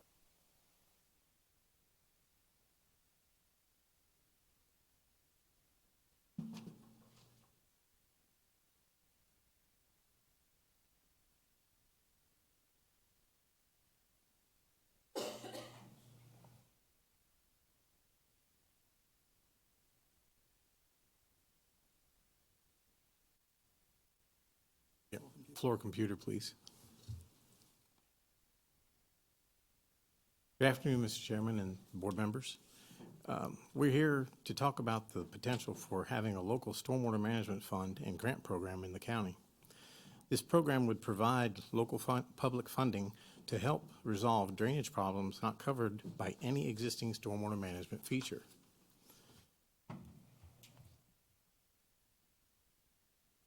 Through the years, we've learned that an individual private property owner's stormwater issues can impact their surrounding neighbors or even farther beyond their neighborhood. What is proposed is a grant program in accordance with the listed the House bill and the state codes that whereby the county would fund private stormwater control projects on previously developed land with public money. Developments prior to 1995 predate all stormwater management required systems. At that point, the first control measures that were installed were for flood control only. As the developments have aged, these systems are failing, leaving individual owners responsible for their repairs throughout the county. The possible grant program might look like this. The property owner will submit an application for the grant funding. The application will be reviewed by staff. It will then be approved by staff if it meets the standards and funding availability. The construction will then occur by the applicant. The staff will perform a final inspection, and once complete, the staff will authorize payment to the applicant if the activity meets the approved application and standards. At this point, staff would like general direction from the board in setting up the grant program. Then the staff can draft ordinances, standards, specification, criteria, and guidelines that the board would adopt, and the ordinances and approve the standards, specifications, criteria, and guidances. Then the board would need to approve funding for the program. In closing, does the county want to move forward with creating the grant program and funding it along with associated cost. And of course, we're here for any questions. Mr. Ross? Could this be used for sidewalks? That's not a stormwater management I think feature. so. I had to ask the question. Unless they do porous pavement. I think it's a great idea. I think, I know that I've had issues in the Cortland district with this, that this program would resolve and not risk us falling underneath higher regulations. I'd like to move forward with it. And as far as funding it, I know, Bonnie, I'm going to put you on the spot, but what time frame will you know if we have a surplus for the standing fiscal year?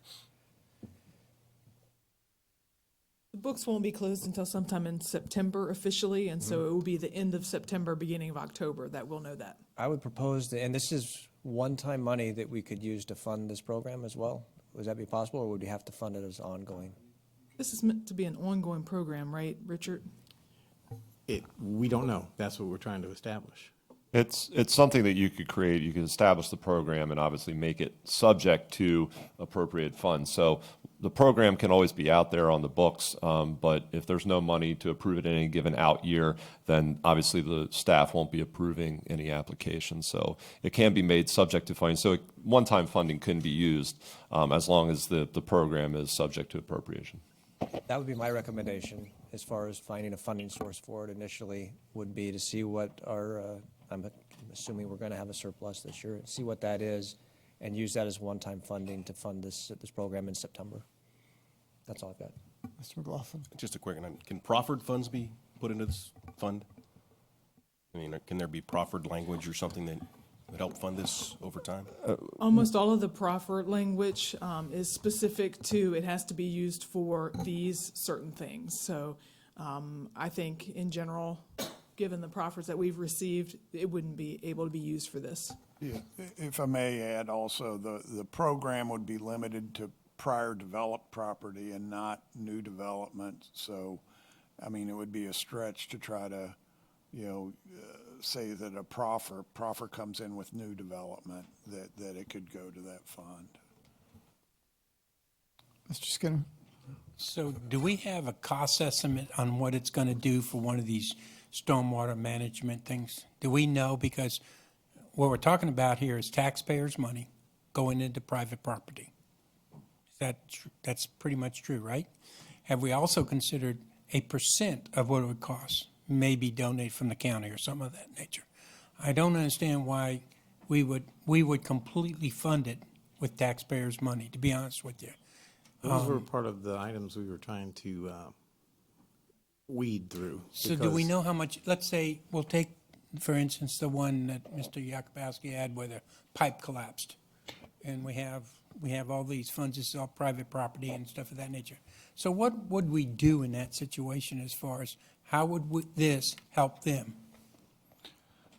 If I could comment on that, Mr. Chairman, that project would be, that just fixing that, replacing that pipe that failed in the gentleman's front yard. I've heard estimates of around $80,000 to fix that or up. That's probably kind of a low ball estimate. But so that's just an example. I mean, you've got other projects that may only be a few $1,000s.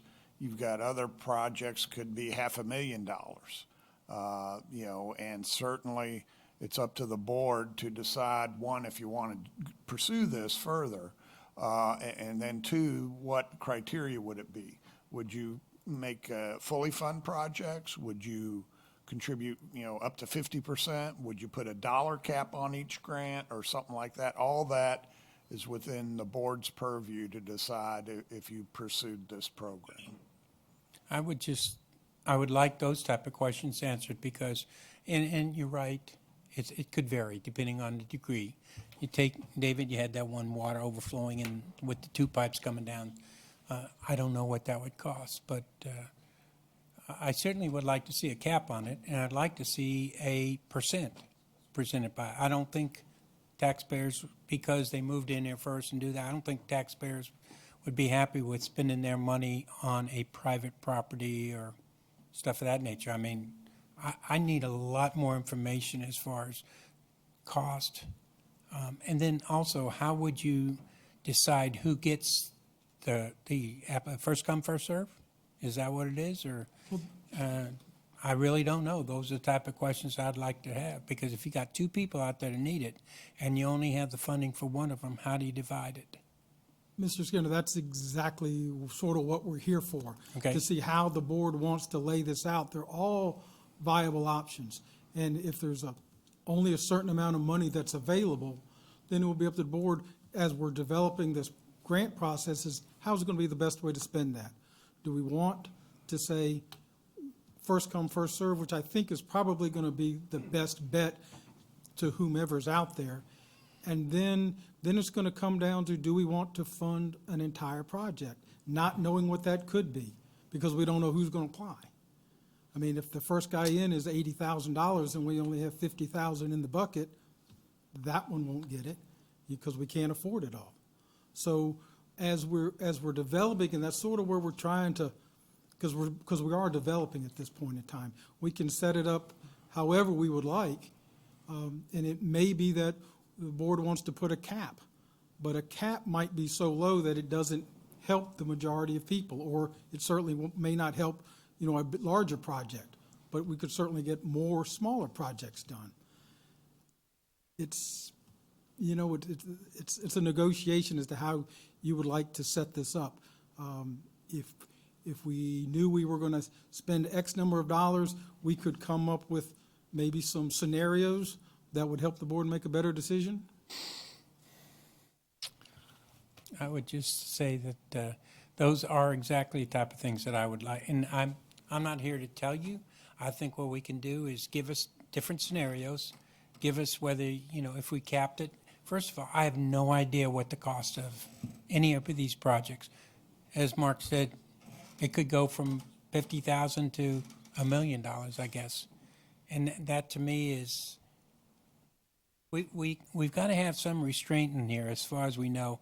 We're not going to get caught giving people more money than we really have. And because I think citizens say, why did he get it and we didn't get it? Stuff of that nature. I think there's a lot of questions that y'all can come up with. Do we want a cap? Absolutely. I think a cap is good if we approve it. Okay. What are we going to use to fund it? The overruns we have, or the excess we have? And I'm not sure how much of that money are we going to use, because there's other projects in this county that can use that money too. Mr. Ross? So I was going to ask, I know this just came into effect July 1st, correct, where we could even start something like this. Are you aware of any other counties in Virginia that may be starting the same kind of program? Not at this time. Yeah. It's kind of soon. I understand your concerns, Mr. Skinner, and I share them. But I know with Mr. Yakubowski's situation and the one that I was in, and with where the county, the history of the water line and fixing the water line over Waverly Village, and maybe the county contributed to that cause. It would be nice to have something in the Board of Supervisors' back pocket to be able to address these issues without the threat. And you didn't address that before this became law on July 1st, if the county were to fix it, what was our risk of becoming a MS4. MS4, which would mean how much cost to the county if we would become an MS4? The starting is around 20 million. 20 million. So I see this as something much needed. So we have an option of fixing a wrong, or potentially fixing a wrong, and in the future it could happen again. It's not so much in this case, it was one person's yard, but it also impacted the entire street and the drainage.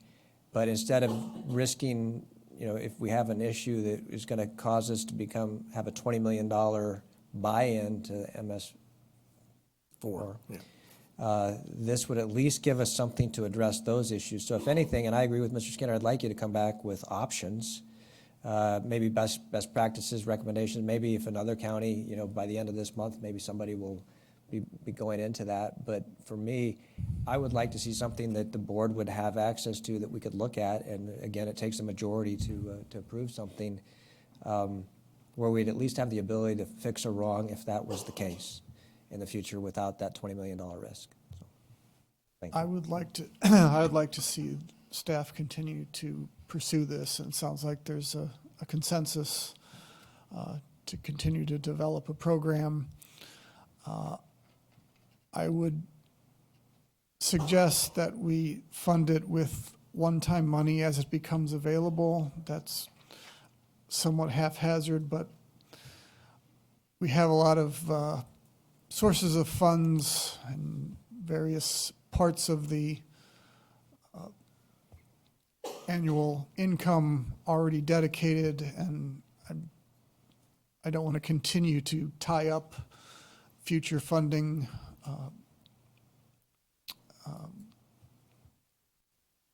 Eventually, we'll get to 100%, and then what do we do? So I would just want to, I would fund it pay as you go, just as one-time money becomes available. I would also recommend developing priority criteria. It might be first come, first serve, but I'm sure the staff doesn't want to be caught in the middle as supervisors fight over the same funding. Mr. Yakubowski. Thank you. And from my perspective, this comes in because of the gentleman in Kingswood and finding out that there really was no avenue of relief that the county could provide, no matter the amount of pressure put on by other politicians or others that were out there. This is trying to find a way to help out those situations.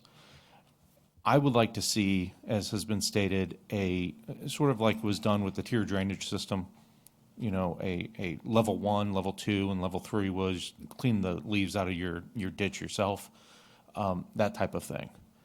If it is going to harm somebody's residence, their driveway, their front yard, it becomes a danger. I would like to see that obviously put up as a higher priority. If it's way in the back of their property and it's a rusted pipe, that doesn't really take a very high priority in my opinion. Also, I would like to make sure that all avenues are searched out and we, the county and the county taxpayer, are the last resort, that we're not the very first place that people come to. You have homeowners insurance, you have HOAs in some of these places that are set up. There might be a way for them to, to fix these issues. I don't want this to become a slush fund where, we're doling out money all over the place, where if it didn't exist, nobody would really think about going and asking for that. It's more of a catastrophic fund as opposed to an everyday who needs some money to fix your problems. And in that, it would be nice to cap the funding, even with one-time money, that we only funded, I'm throwing it out as just a number, of $10,000, let's say, and staff can work within the parameters with $10,000. Anything over that perhaps would then come back to the board for additional funding if there was a serious issue, so that it doesn't become one person comes in with $80,000 project, or $80,000 project, I should say. There's $100,000 in there, and staff just runs out and does that one because it's the only one that's there. So I would like to keep it low, knowing that if we need to put money into it for again, catastrophic issue or an emergency issue, we can do it. But that would take board approval to really, go that further step. And also to remember too that these stormwater issues we're talking about in subdivisions before 1995, yes, roughly. So there is a limit to the number of subdivisions we're talking about, but these problems are not going to go away. I mean, and we're only going to see them increase as time goes on and the pipes deteriorate. VDOT will take care of the pipes that are under their roadways, but you get a few feet off of that, and as we found, they push it off to somebody else. So there really is no mechanism that is out there to do this. And so we're in no rush to do this either. I think that we can put it together, have staff bring back a lot of these concerns that we have, go over it, think about it, come up with more questions, and roll it out when we need to roll it out, and when it is at the right time. And again, there's no rush to do it, but it does need to be done. But let's take our time and do it the right way. So, thank you, Mr. Benton. I guess I'm the lone out by myself, I guess. I don't believe the taxpayer should be paying for private property fixes. If the board's going to start doing that with private property, well, I got plenty of runoff problems on my farm, and maybe we can start a grant for people outside of developments and stuff, or you can help me with my issues. Because, the one that we had in Mr. Ross's district, the people, well, number one, we put it to the insurance, so they were going to pay, apparently with no questions. So you submit an insurance claim to the county, and ours just pays. They don't investigate.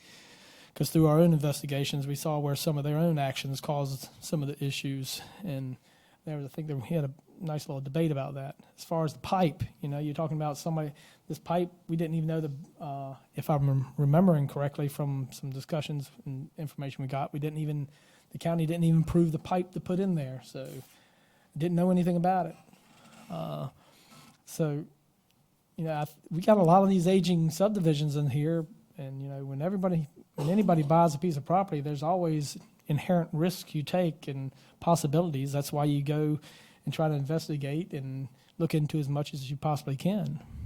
But it's not every taxpayer's responsibility out here to pay for other people's issues. I'm sorry. I don't know how to explain it any better than that. It's just here we are. We're just discussing all the transportation issues and not having money for this and that, and schools are wanting more money. We have issues with our employees with pay, and here we are opening up another Pandora's box to where, hey, if you have issues with anything around your neighborhood that might be as far as watershed, hey, come get money from the county that all the rest of the taxpayers put into. I don't think it's a smart and right thing to do. I'm sorry. Mr. Marshall? Yes, Mr. Chairman, just a suggestion, and staff may have already done this. I know the state has increased funding for the local soil and water conservation districts. Has anybody in staff reached out to Tri-County to see if they have any intentions with their increased funding, doing anything to help fix some of these problems? Most of the increased funding that they got was for farming practices. They are trying to get some more money from DEQ for the Virginia Conservation Awareness Program, which is that VCAP that is ideal for single-family residents. We have had several applicants for that, but none of them have qualified. The only way that we could get VCAP to be used more often is if the county funded it directly. Okay, thank you. Mr. Skinner? One last comment. Now, a lot of these HOAs, and I'm one of them, Lee's Hill South, we had a big swamp-like, and you remember when we went out and looked at it. And I think it's part of the HOA's responsibility to take care. I think they agree with us now as we've done some research. But one of the problems we've got is DEQ. And they won't let us fix some of these problems, unfortunately. And the other thing is a lot of HOA owners, and the one we went out to, Ben's not here, but we went out and looked at one down Levels Road on the right side. Well, it's the responsibility of each landowner there to keep that stream behind them clear, and they haven't. And I think a lot of problems are caused by that purpose, because people don't want to go out there and pick up the trash or whatever comes down. And their land, and we can see it all the way down a different, we at least covered 4 miles of track, and everything was because people were not keeping it up, stuff like that. So I think those are the things we've got to look at very carefully. What is the HOA's, what is the owner's responsibility to his own property? Right. So, thank you. Do you have enough to move forward? Yes, sir. We appreciate your time this evening. Thank you. Thank you. Mr. Chair, if I may, can we have formal action by the board to direct staff to move forward with the program, please? So moved. Mr. Jakubowski? Aye. Mr. McLaughlin? Aye. Mr. Ross? Aye. Mr. Benton? Mr. Skinner? Aye. Mr. Marshall? Aye. And the chair votes aye.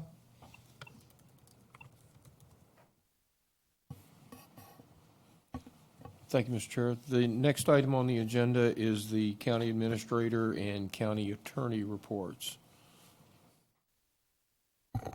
No report.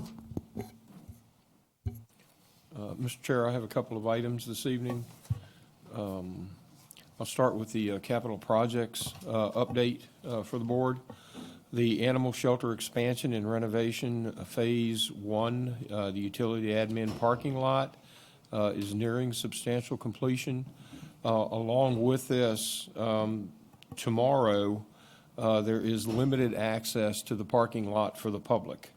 The construction is going to require areas and general access to the parking area due to the construction there to be closed down intermittently. We ask the public to please, if they can, conduct their business by either email or phone. If they do come into the office tomorrow, there may be delays in their ability to park. Thursday, July 11th, there will be no access by the public to the utilities building due to the construction and the activity taking place in front of the building. So we ask that the public please conduct their business through email or by phone with the utilities department. And then along with the animal shelter expansion and renovation, preparation for the animal shelters addition for the building pad is going to begin this month as well. The Judicial Center expansion and renovation notice to proceed was issued to the contractor June 3rd. The contractor has installed construction fencing around the site. The contractor's in the process of awarding subcontracts and submitting product data for approval. Company 6, the board approved award of contract to BKV Group. June 26, staff is scheduling the kickoff meeting with the architect this month. The Holbert building renovations, the HVAC upgrades are substantially complete. Staff is looking at ways to improve airflow delivery to the west wing of the building to improve airflow in that part of the building. The Livingston landfill development, jurisdictional request determination has been submitted to the Army Corps of Engineers for formal wetland delineation associated with the Phase 2 expansion. And the roadway manicured mowing, the VDOT contractor has gotten together with staff regarding mowing schedule. That happened on July 3rd. So we're moving forward with those corridors. If you'd like, we're checking periodically on the height of the grass on those corridors, but if individual board members would like those trimmed, please let us know. And then finally, on the S-Power project, S-Power has resubmitted the site plan for the substation.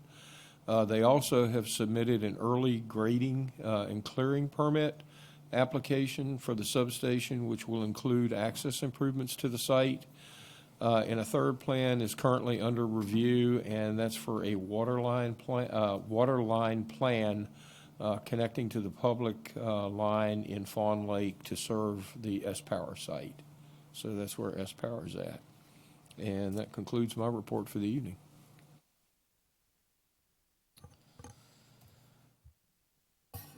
The next. Do we want to go to closed session now or wait until and do public presentations? Whatever the board's pleasure is. The public hearings, we'll have to wait 10 minutes till the 6:30. Were they noticed for 4:30 or for 6:30, Wanda? So you have to wait, so it's up to you. And same with the public presentations, have to wait?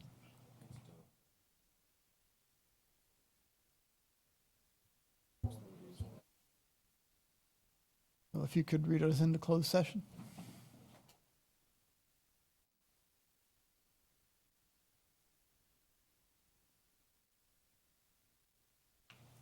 This is your resolution to adjourn in a closed meeting, whereas the Spotsylvania County Board of Supervisors desires to adjourn in a closed meeting for discussion, consideration, or interviews of prospective candidates for employment, assignment, appointment, promotion, performance, demotion, salaries, disciplining, or resignation of specific public officers, appointees, or employees of the county, specifically an employee of the Department of Economic Development and Tourism and the position of Director of Economic Development and Tourism.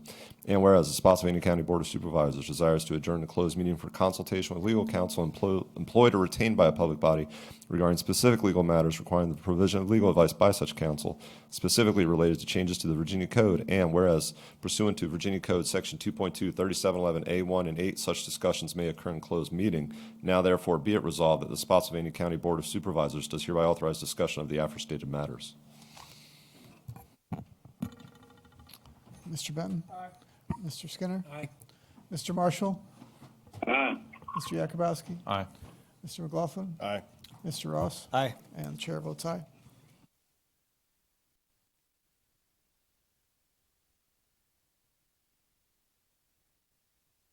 In accordance with the provisions of the Virginia Freedom of Information Act, and whereas Section 2.2, 3712D of the Code of Virginia requires a certification by this board that such meeting was conducted in conformity with Virginia law.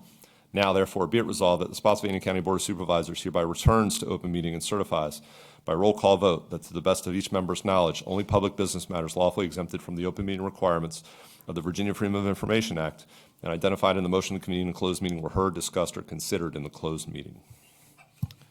Mr. Ross? Aye. Mr. McLaughlin? Aye. Mr. Yakubowski? Aye. Mr. Marshall? Aye. Mr. Benton? Aye. Mr. Skinner? Aye. And the chair votes aye. Mr. Chair, that brings us to public presentations. There are no citizens signed up to speak. Is there anyone who did not sign up who wishes to address the board at this time?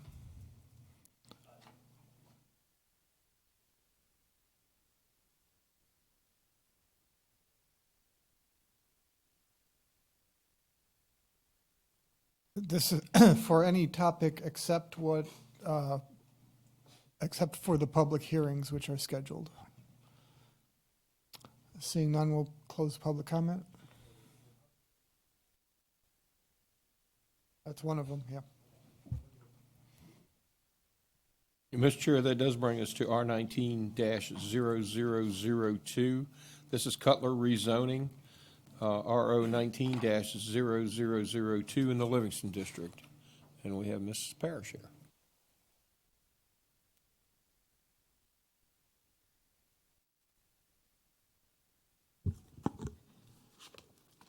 Thank you, Mr. Chairman, members of the board. The rezoning this evening was at public hearing at the Planning Commission last month. The Planning Commission have recommended approval with a 5-0 vote, with the proffer stated May 14th, 2019. Staff also recommends that the board adopt ordinance number RO 19-0002. The project is located at 7841 Pannier Road, tax map 4341. It's on just over 30 acres. It's on the southwest side of Post Oak Road, approximately 0.84 miles southeast of the intersection of Post Oak and Pamunkey Roads in the Livingston voting district. The property is indicated here, outlined in red. The proposal is a rezoning from agricultural 3 to planned residential rural 2, and this is to allow for a 3-lot subdivision. The background on this property is that the property is part of a division of land known as the Fisher Tract. The Fisher Tract was multiple parcels totaling 1,194 acres. It was divided in 2003 under the exempt provisions that were in place at that time. There were a total of 29 lots created, ranging in size up to 117 acres. Creation of the lots in 2003 exhausted all of the division rights for all of the property contained within the original 1,194 acres.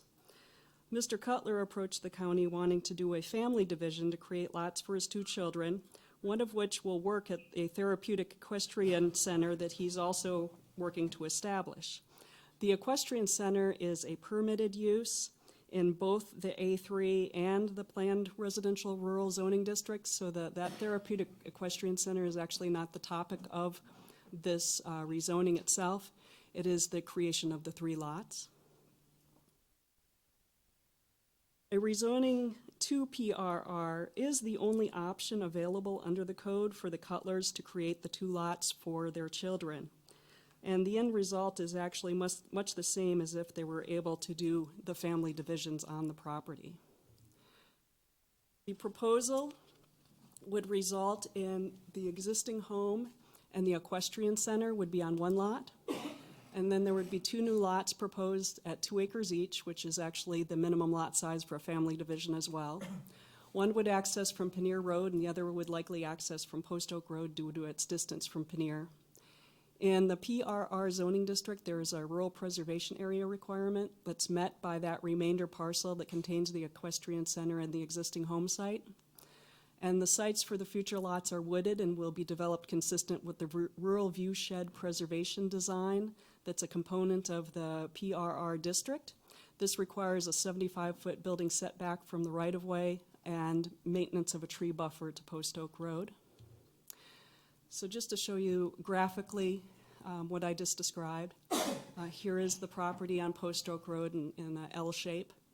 There would be 1 2-acre parcel here divided off along Pannier Road, and there would be a second 2-acre parcel here on the other side of this equestrian, what's going to be the equestrian facility and the existing home site on the site. The development would be limited to the clearing necessary in order to develop the 2 properties for the home site. Associated with the equestrian center, there are going to be trails, but the majority of the site that is wooded is going to remain wooded.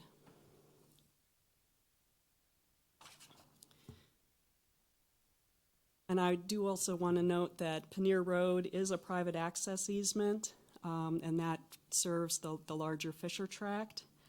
And I also wanted to note that there are approximately 26 acres that would remain in the existing home in the equestrian center. The PRR district requires a 20% rural preservation area, and this proposal provides approximately 86% rural preservation area. The future land use map identifies the area for rural residential development at a density of 1 unit per 2 acres or greater. The proposal would result in a density of 1 unit per 10 acres. Post Oak Road operates at a level of service B. The proposal will have a negligible impact with 20 projected additional vehicle trips per day associated with the 2 new lots. The property is served by Livingston Elementary, Post Oak Middle, and Spotsylvania High Schools, all of which have capacity, and it is projected to result in 1 new student. The development is projected to generate less than 1 FREM call annually and will be served by Fire and Rescue Station 2, located approximately 10 miles from the project. There are no known historic or natural resource impacts. Findings in favor, the Cutler rezoning proposal is consistent with the comprehensive plan. The additional 2 lots will have a negligible impact on county facilities and services. And the finding against is that the rezoning increases residential growth. Although it is only by 2 lots, it is in an area where we are not necessarily encouraging residential growth. So with that, I am available for questions. Mr. Cutler is here. He is available for questions. He doesn't have a formal presentation, but he may wish to address any comments that are raised by citizens during the comment period of the public hearing. Are there any comments or questions from the board? Mr. Benton? I'll just make a comment. This has been going on for some time. I think if the board members can remember, this actually got some news coverage with the therapeutic horse service. But Mr. Cutler actually owns the property, but his daughter was going to kind of run and over. She's certified and all legal to do what's required in that service. But the problem was getting her a home place where she could actually be there and do it. That property was divided, all it could be divided. And initially I was told that, just that. It was divided all it could be.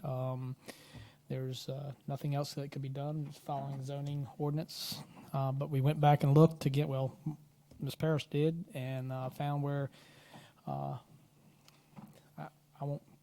won't call it a loophole. Well, I guess it is kind of somewhat of a loophole where as long as the property has the frontage to the state road, then it could be divided again. And I think if, Wanda, correct me if I'm wrong, we're making this where there's going to be only the 3 parcels, Mr. Cutler's and his 2 daughters' possible home sites, and then there's nothing else that can be done with this property. That's correct. He has proffered that, so that is correct. All right. Any other comments or questions from the board? Mr. Ross? Is it a requirement that that be proffered, that there could only be 2 other lots? Like, let's say in the future, the 2 daughters have children and they might want to split it more? Or is it something that the board could approve without that proffered? The board could approve it without that proffer. He has offered that. He has indicated that's all he intends to do. He wishes to do that so that he can have his equestrian center have the manager live right there. He's not doing this for profit. So, you know, he has offered that proffer, but proffers are voluntary. Other comments or questions from the board?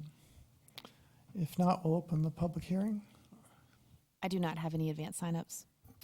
Is there anyone who wishes to speak to this application? At the podium.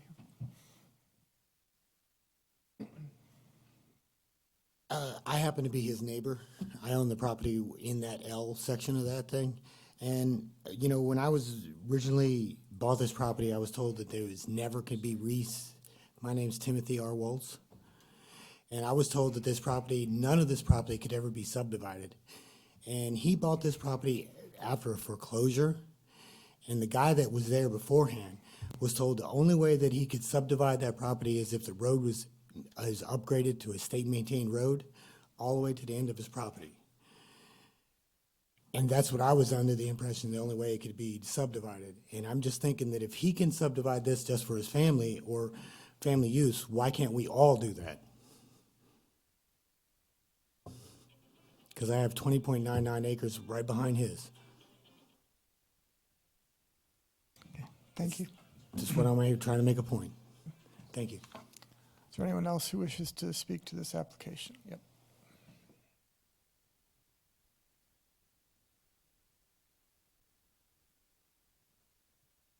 Good evening. My name is Raphael Harris. Again, when you speak about the property being subdivided, are we referring to that lot he has, their 31 acres, or anything on the Fisher Tract? Will the other 8 lots, will we have the opportunity to divide out our property down there? Or is everything being exhausted at that point? That's one question.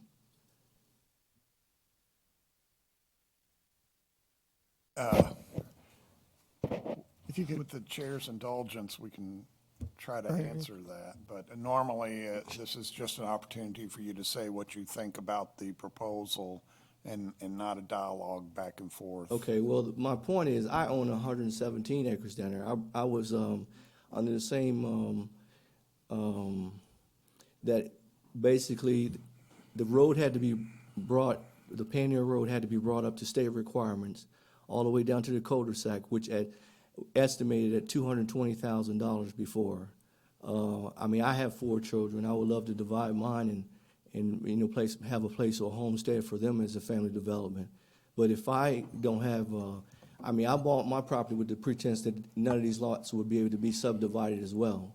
It would be unfair to me that if you have other people that are able to divide their property, or whether they're doing something for a nonprofit or whatever, it's still, you know, that's just like having a piece of property that has covenants, and then you having somebody come over here and just build a stick house right beside your house. It's unfair to you. So my point is, there's a 50-foot right-of-way on that road. I've been over there trying to maintain that road with my tractor.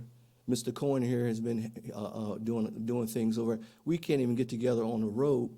The people who are subdividing have issues with the amount of traffic that's coming up and down on the road as exists right now. So wanting to put a gate up there in the front and we have to get out of our car or whatever. These are suggestions that we've had. We can't even get anybody to support the roads, and now all that additional traffic on the road, that's unfair. So why should they get to divide their property up, and I shouldn't get to divide mine up? Nobody's answering any questions? You just get to make a statement. Well, I'm sorry? That's what a public hearing is for you to make a statement about what you think of the project. Well, I think Staff if may everyone be- else has the right to divide theirs up and cut a couple pieces of property off for their children, then I would support it. But if not, then I don't support it. Is there anyone else who wishes to address this application? My name is William Cutler. I'm the applicant. The issue came up from Ms. Parrish about the profit. We have no intention of subdividing this property any further. If it goes into the ordinance, that's the requirement, that's what we're agreeing to. These properties are specifically to have an on-site manager, which will be my daughter, to run the actual facility itself. I've heard the traffic impact. If you look at the map, we're only talking about the first 150 feet of Panier Road. I've already discussed it with the county, excuse me, as to how we're going to increase the maintenance of that 150 feet of road. We've planned this out with the county zoning board, right down to signs where the parking is going to be, and we're not talking about hundreds of cars here. Over a period of a weekend, we're talking probably 1 or 2 cars every couple of hours. And it will expand from that, and as that expands, we will maintain that as extra 150 feet of roadway is needed.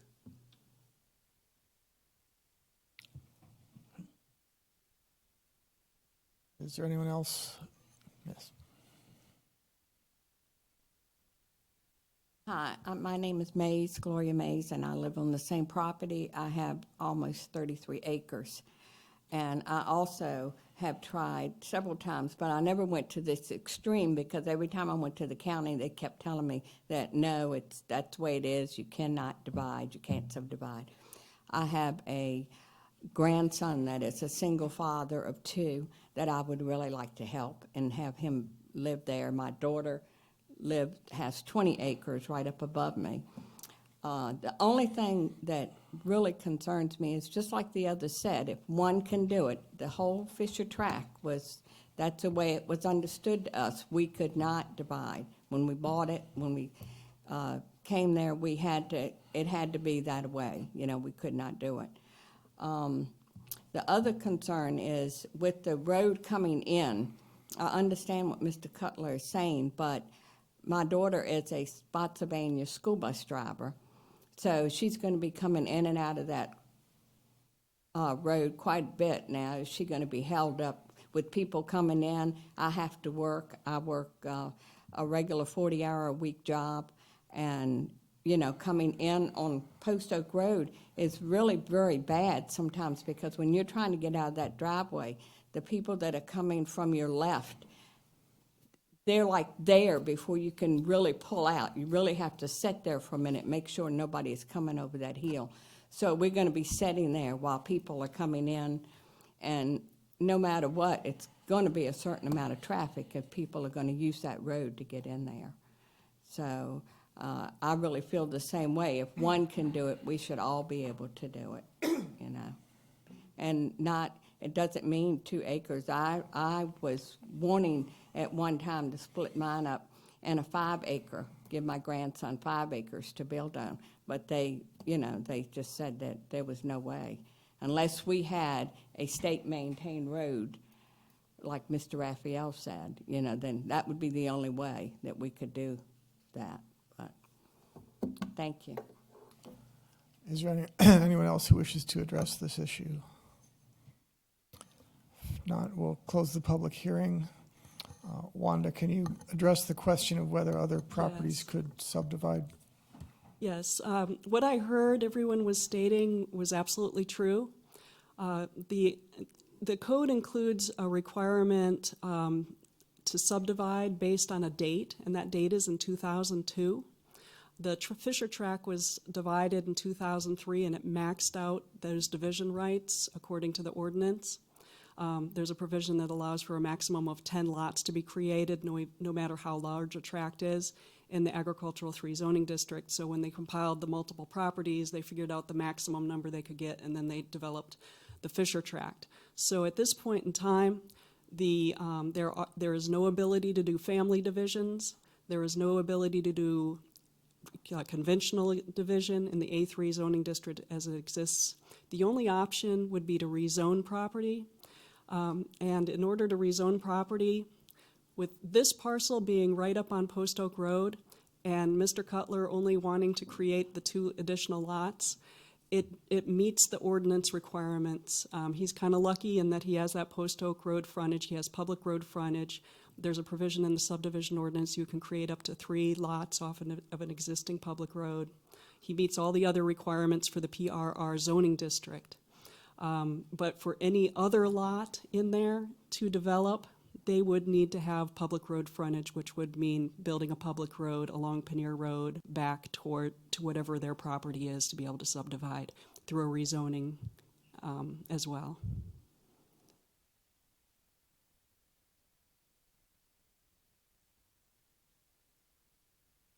So one gentleman said he had 100 acres of land, Yes, he has the large parcel. and you're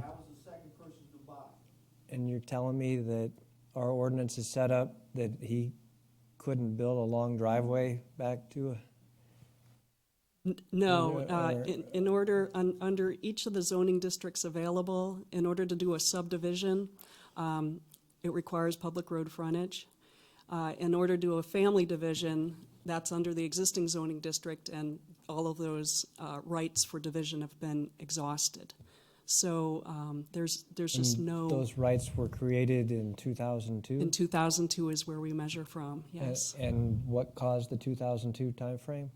That was simply when the ordinance was adopted.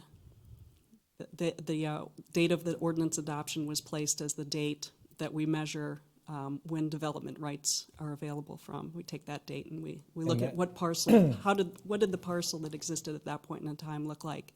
And if it's been subdivided to the maximum amount since 2002, then they have exhausted all of their rights. And Mr. Benton, I guess you probably know this very well. I don't know. I would like us to relook at that ordinance. I don't know if everybody does, but I think it'd be a good idea to relook at that because I had another question. How much did this cost Mr. Cutler to bring it before the board? Let's see.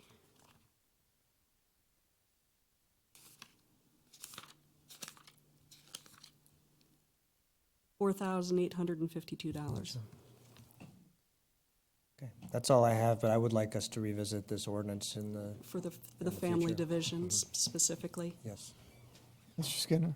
Wanda, one question is, and I'll ask Greg this. Greg, how many roads do you have that are not state-owned? I mean, I wouldn't begin to be able to tell you. Lots. We hear a lot about gravel roads and stuff like that, so you have people on that. too. Every week. They're getting fewer, but yes, there are still some that are state maintained. So how would we go about, if they're gravel roads, what they are now, why won't the state take those then? They will, but they have to be to state standards. Gravel roads? Gravel roads. Well, I don't well, know. I guess what I'm saying is what, Well, and I may be mistaken, I mean, the road has to be brought up to the state standards today's time in order for it to be taken That's over correct. by the, and this is a private road. It's not, I mean, this is, it's a private road, and there's hundreds of them probably in, I understand. And what would it take, do you know, to bring this up to state standards? Does it mean it has to be paved or can stay gravel? And how does that work, may I ask? Yeah, it needs to meet VDOT specifications for subdivision streets. It needs to be paved. So, So that's what happened in 2002? that ordinance and, or when did it make it that way? Well, the Fisher Tract was divided. It wasn't subdivided under our subdivision ordinance, which would have required a public road, and it meet all the other subdivision ordinance requirements. They divided this under an old exempt provision, similar to, like the family division allows access easements and gravel driveways. This old exempt provision that was in our ordinance allowed for the creation of lots without restriction, up to a certain number, and simply to be served by an access easement, and that was it. Those plats always have notes on them that specify that this is not a state-maintained road. It's the responsibility of the property owners to maintain. It has a number of disclaimers on it that we include on all of our plats that are created with just access easements and not state-maintained roads. But that's how this was created. It was an exempt division. So it did not meet all of those subdivision ordinance requirements, and that was an allowance that we had in our zoning ordinance back in 2003. And I'd just like to point out there's two different things here. One is our zoning requirements and our zoning code, and then the other is the VDOT's policy or standards as far as taking roads into the state system. VDOT sets their own policy as to what they will and will not accept into the state system. We have nothing to do with that. So as far as what we can control is the subdivision of property. We cannot control whether or not VDOT decides to take a road into the state system or not. Mr. Chair. So let me finish one thing. I'll be right there, Craig. So Wanda, the only real difference here is because the applicant has property on a state-maintained road, and the other people don't. That qualifies him for public road frontage. Yes, that's the difference. And is that part of the ordinance? Yes. Folks, I got to ask you, please. So it's part of the ordinance, right? Correct. The subdivision. So how about we review this, please, like Mr. Ross said? I mean, there's got to be somewhere, I would think, that we could control how many times you could divide, And again, I'm concerned about if we go down this road, we've got 117 acres, and they divide it by, I believe, 2 acres each is what he was dividing it by. That means we could have another 50, 53, 54 homes out in that area on a road that is not maintained. So I think we really do want to look into the ordinance and how we could allow a certain amount to be subdivided without causing an impact on the traffic or the schools. Although I will say that Spotsylvania High School is probably the most empty seats there are in our school district. Yes. And if we're only looking at family divisions, allowing for family divisions, those, you can only divide them for immediate family members, and there's a 5-year hold on that new parcel. It needs to remain in the family for 5 years before it can be sold out of the family. So there are some more stringent requirements right there that is going to limit. It's not going to be, a free-for-all of parcels being created and sold off because they have to meet those family requirements. Just to kind of share some background with what happened back then, in 2002 and 2003, I believe, and correct me if I'm wrong, Wanda, before then, it was strictly a lot size restriction as to how many homes could be built on a piece of property. I don't know if it was 5 acres or 10 acres, something like that. And there were concerns that having no limits on how much, how many homes you could put into a piece of, and we're talking about the zoned agricultural property, not zoned residential property. There were concerns that, there was going to increase development out in the agricultural area beyond what services could be provided. And so that was the reason they said no matter how big a piece of property you have, if you're in the agricultural district or agricultural zoning, you can't have more than 10 homes on that piece of property. You can't subdivide it for more than 10 homes on that piece of property, whether it's, 1,000 acres or 10,000 acres. Mr. Benton? Yeah, we've got to be careful on, I don't mind going back and looking at the family, splits, but to make this, where we're going to open it up to where they can just subdivide at will, and I can tell you on gravel roads, I get complaints all the time about the gravel roads, although it's been a private road or a gravel road for umpteen years, and they've been there for 10 years knowing it was a gravel road. Folks want it paved.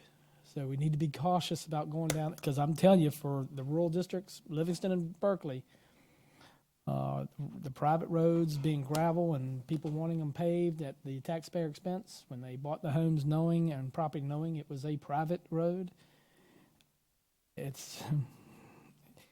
I've gotten a lot of them.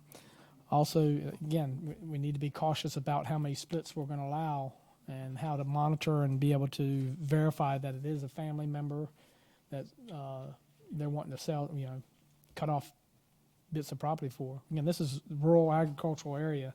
It's not 4 Mile Fork. It's not, 5 Mile Fork. It's just, and we just got to be cautious about, and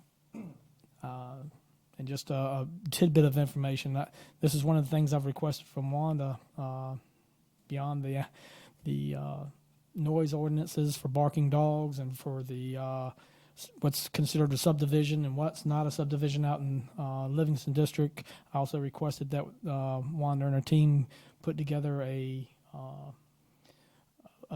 web, off our web, where they can go and actually see how many divisions and whether it's topped out or not and stuff like that. They're supposed to be working on that. So I'm working on these things for the Livingston District, where people can go and look and say, hey, I buy this piece of property. It's done being split. So I've been working on that for a while now. So, and I can feel for the people here, but this is beyond what we have in front of us for this rezoning.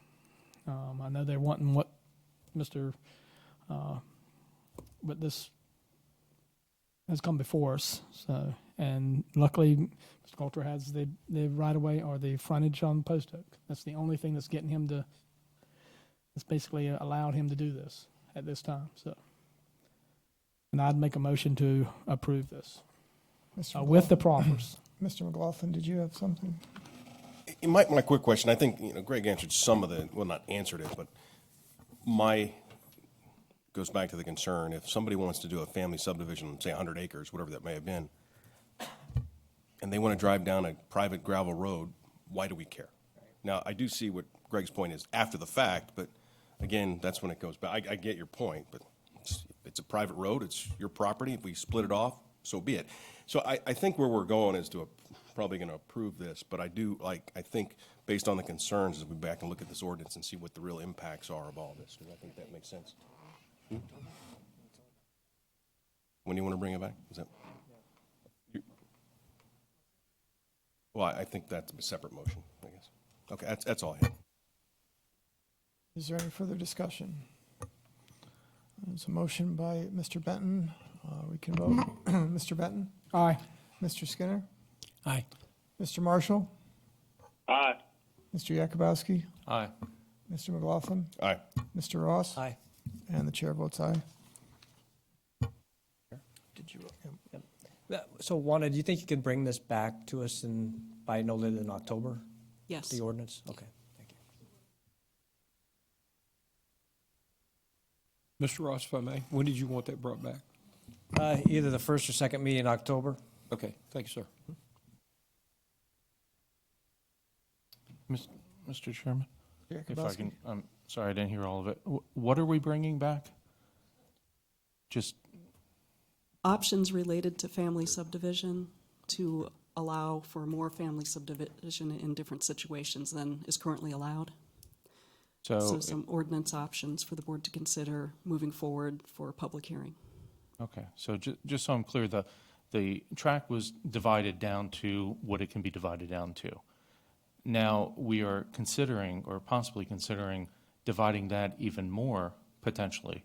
So if you have that 100-acre, I know what was being said about the family subdivision, but if you purchase a tract knowing that it's 20 acres and it's already been divided, or let's say 100 acres, that's a better example, you could then divide it off, and you don't have to do family subdivisions and all of it. Could you split that up into, let's say, 5 20-acre tracts? And then that could be 5 separate families that buy that. So it's getting around basically what the whole family subdivision ordinance was all about. And I'll remind the board, too, that that was done at a time before Stafford really exploded into growth into the rural areas. Go take a look at Stafford and see what they have. I'm not against family subdivisions. I think that I fully understand that, but we need to be very cautious when we start opening doors to allowing more growth, because it increases the cost of services. And I think that a lot of the board members here do want to keep that in mind so that we don't have those costs that increase so much. So in bringing that back, if we can keep that in mind too, of sort of the history, how did we get here? Because I wasn't even on the board at that time. I came a year after that. And so a lot of that history would be helpful to see why we did it, what was done, and then can it be improved? Thanks. Mr. Ross? Sure. I mean, I just see this as something that was done a long time ago. I would like to know the history on it, but when I hear a man is in our audience with 117 acres and has 4 children and can't subdivide that 117 acres into 4 lots, I think there's something wrong. So that's why I wanted to come back and look at it, is simply like that. And it doesn't seem even right that a gentleman would have to pay about $5,000 for this board to look at, giving 2 acres of land to each one of his daughters on 30-some acres of property. So I think it's time to revisit it. It's time to look at it. Yes, be cautious, and give us the history of why it was done. But it seems like something's not quite right. So thank you. I think we're ready for the next public hearing.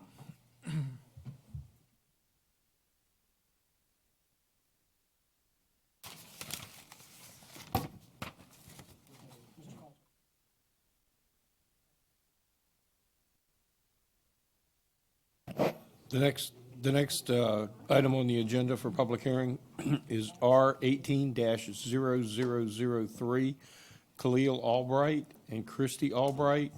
This is RO 18-0003 in the Berkeley District. And Mr. Hughes is here this evening. Good evening, Mr. Chair, members of the board. As Mr. Petrovich stated, this is a request to rezone approximately 4.99 acres from RU and C3 to Industrial 1 with proffers for development. The property is located on the east side of Jefferson Davis Highway, Route 1, approximately 500 feet north of Guinea Station Road, Route 607, and Jefferson Davis Highway intersection. The property is located within the primary development boundary, and this area is identified for employment center development on the future land use map in the comprehensive plan. The Planning Commission held a public hearing on June 19th and voted 5-2 to recommend approval. Staff also recommends approval with the proffers last dated April 8th, 2019. This is a zoning map of the area. The subject parcels are identified by the red striped parcels there with the keyhole-looking parcel in the middle of it.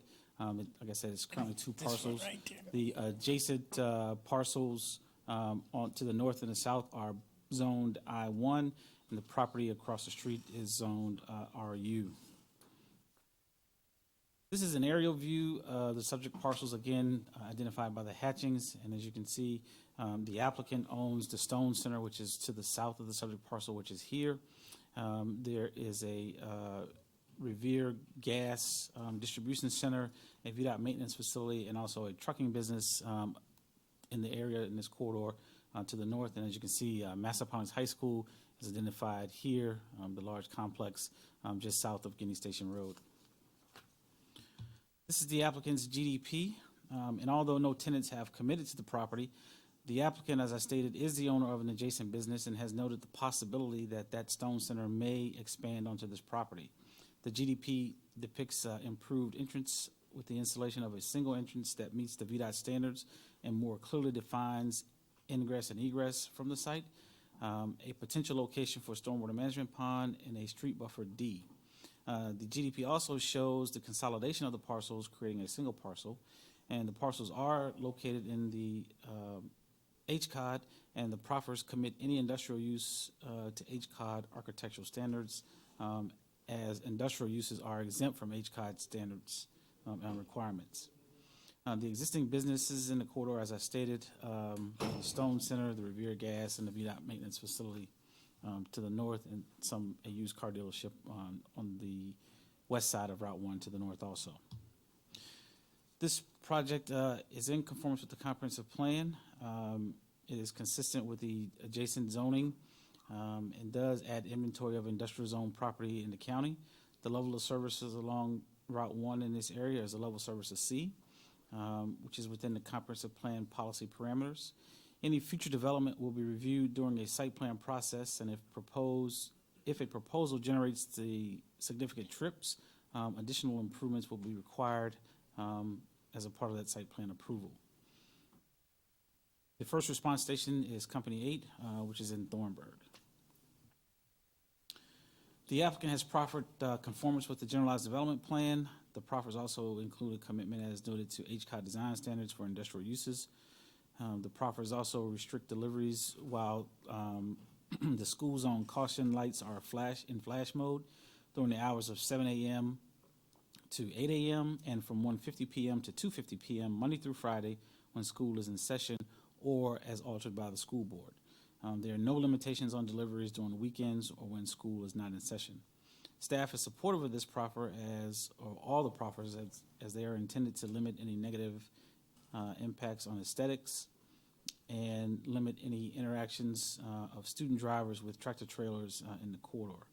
The commission and the board also approved a similar condition in close proximity to this site in the recent past. Fiscal impact, of course, if approved, it would have an immediate fiscal impact that is positive as the increased property values. Key findings, the current zoning of these parcels is not consistent with the adjacent parcels in this section of Route 1. The proposal is consistent with the intent of the primary development boundary and employment land use designation. The ability to develop the parcels will add to the county's tax base in a fiscally positive manner. The proposal will have limited impacts on public facilities. It is consistent with the development pattern in the area and includes proper design standards and limits interaction with student drivers when school is in session. The proposal will not decrease levels of service on the transportation network, and the GDP facilitates access management goals by shoring up an entrance and more defining the entrance on Route 1. It does add to the county's inventory of industrial zone property. It creates an opportunity for an existing business to expand when it is appropriate to do so. The findings against is that the property does not have any commitments from any tenants other than the existing owner, which is to the south. Our recommendation, as noted, the proposal is consistent with the comprehensive plan policies and goals. The proposal is consistent with nearby commercial development patterns. And based on the findings in favor and the proposal is consistent with the plan, staff does recommend approval of RO 18003. This concludes my presentation. The applicant is present. They do not have a presentation, but they are here, can answer any questions if you have any, and I'd certainly be happy to answer any questions if you have any. Got a question? Mr. Skinner? Quick question is, what is allowed in the industrial zoning that he is? Do you have a list of that? I do. There are 35 by right uses in the industrial 1 zoning category. There are 2 secondary uses, and then there are 20 uses that would be permitted through special use. Would you like me to read all of those uses? Well, I just want to question, is there any of those uses that would have a detriment to the local school next door?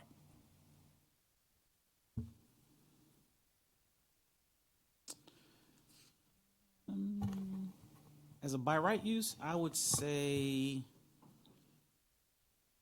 maybe a scientific research center if they were doing something with nuclear products. I mean, but that's the only thing that I would see here as a by right use, and then everything else beyond that would have to be a special use permit. Okay. So there's no, anything that would affect the air, the environment towards the students and stuff of that nature?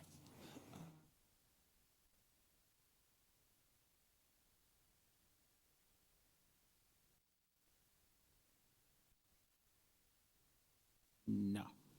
Okay. Thank you. Are there any other questions or comments from the board? If not, we can open the public hearing. Is there anyone signed up? No, sir. Is there anyone who did not sign up who wishes to speak to this application? Seeing none, we'll close the public hearing and bring it back to the board.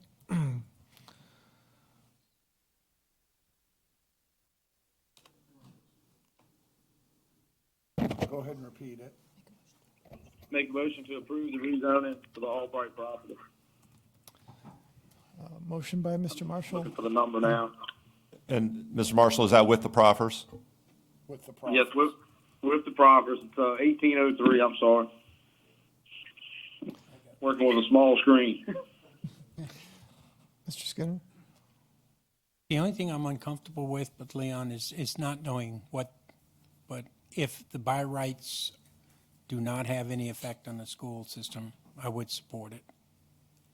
And again, I just caution that it's like a free pass to go out there and do it.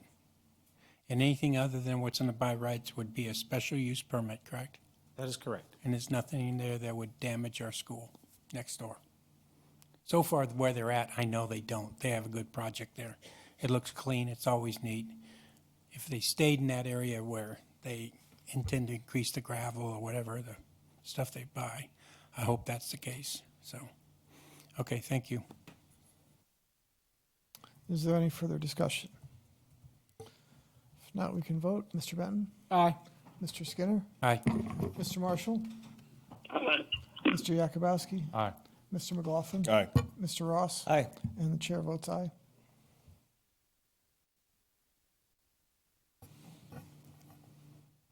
Mr. Chair, the next item on your agenda is a public hearing of amendment to the County Code, Chapter 7, Section 89, regarding the location of the central absentee voter precinct polling place. And we have Ms. Akers here this evening, and Ms. Cook.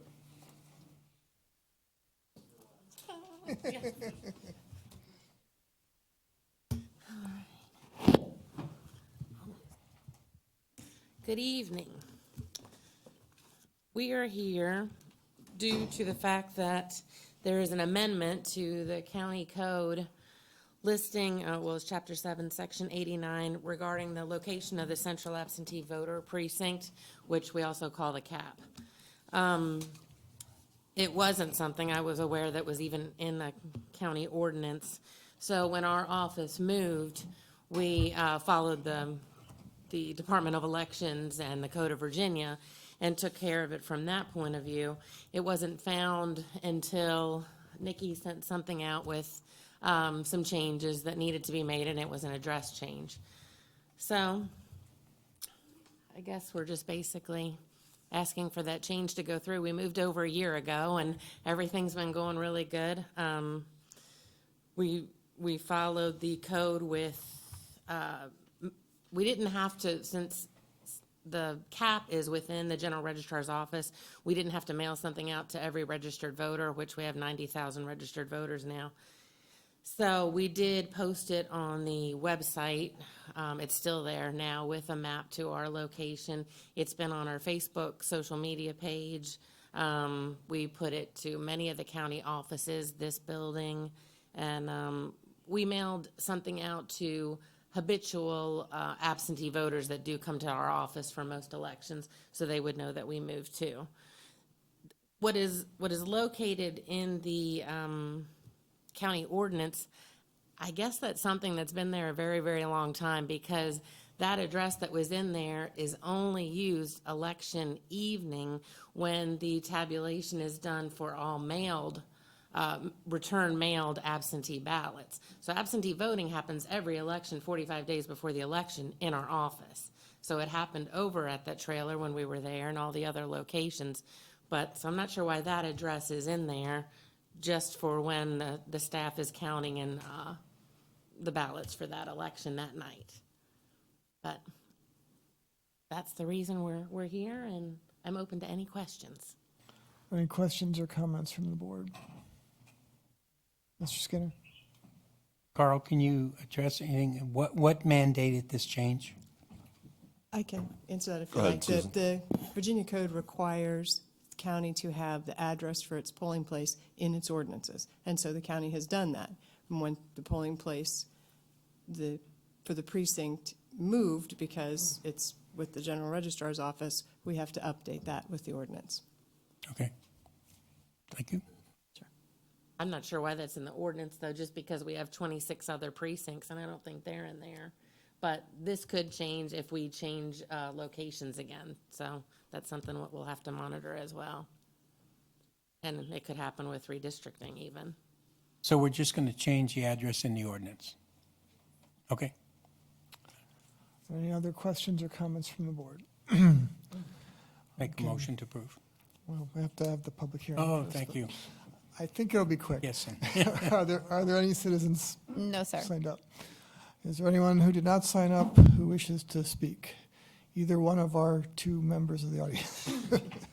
Seeing none, we'll close the public hearing. Now make a motion to approve. Motion for Mr. Skinner. Is there any discussion? Mr. Marshall? I couldn't hear you.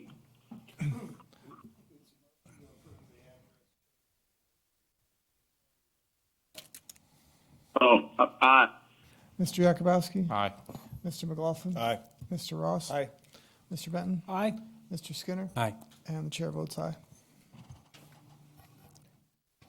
Mr. Chair, that brings us to new business. Just a reminder that there is only one meeting in July. So your next Board of Supervisors meeting is scheduled for August 13th at 4:30 PM, and that concludes your agenda.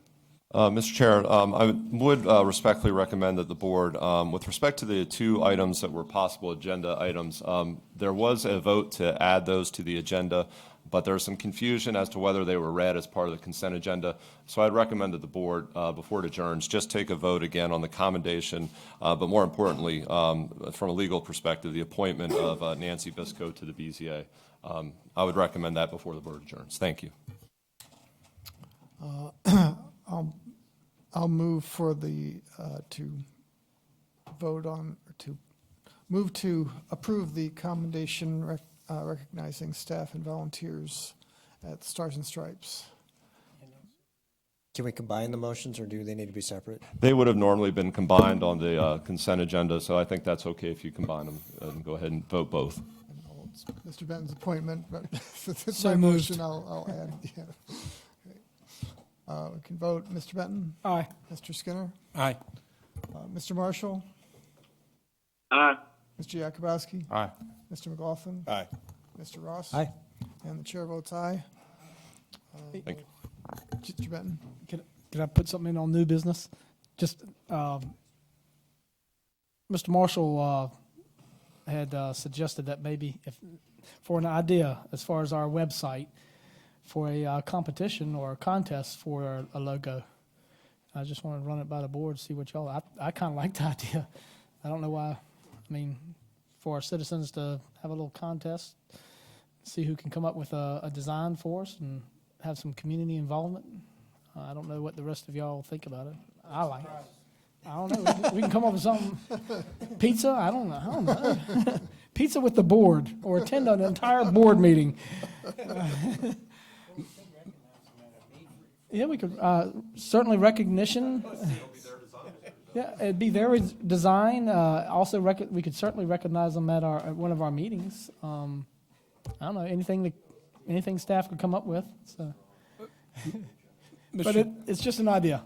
Mr. Chair, just as a point of clarification for this logo, and I do need clarification, this is not the official county logo. Right. This was just a logo that was going to be used on the website. There is an EDA logo that Mr. Yakubowski earlier alluded to that has the cannon and the crossroads of the Civil War. But I don't believe that there was any official county logo ever adopted. So if this contest is for a county logo. I need clarification. Is this for the logo for the website, or are you looking for a contest for an official county logo? I'd say for the website. I think the one for the website, we've got the county seal is the, So I don't know if the board wants to entertain it. I thought it was kind of neat that, Mr. Marshall, you can say anything you want to it. This is kind of your idea. I liked it. I was just wanting to throw it out there as an idea of, I heard a lot of discussion earlier back and forth about it, and it just came to me. Maybe a way to, get some new ideas. I'll just tell the board, Mr. Chair, I support it. I kind of like the idea. I think it'd be pretty neat. All right, motion to put a contest out there for the Spotsylvania citizens to come up with a logo for our website. Do you need anything more specific? motion by, And say some recognition before the board and, sure. I don't, we'll, Can I make a suggestion, just How to about we have, just- have staff come back with an idea, put it on the agenda next time, and then we can vote on it? And anybody that has some ideas, because my idea is just leave it blank and say your logo here when people go to the new website, because I don't know how we're going to get this out. Plus, this is new business, and it's, yeah. So, Okay. does that sound good? I'll rescind my motion and we'll do it next time. is there a motion to adjourn? So moved. All in favor? All right. All right.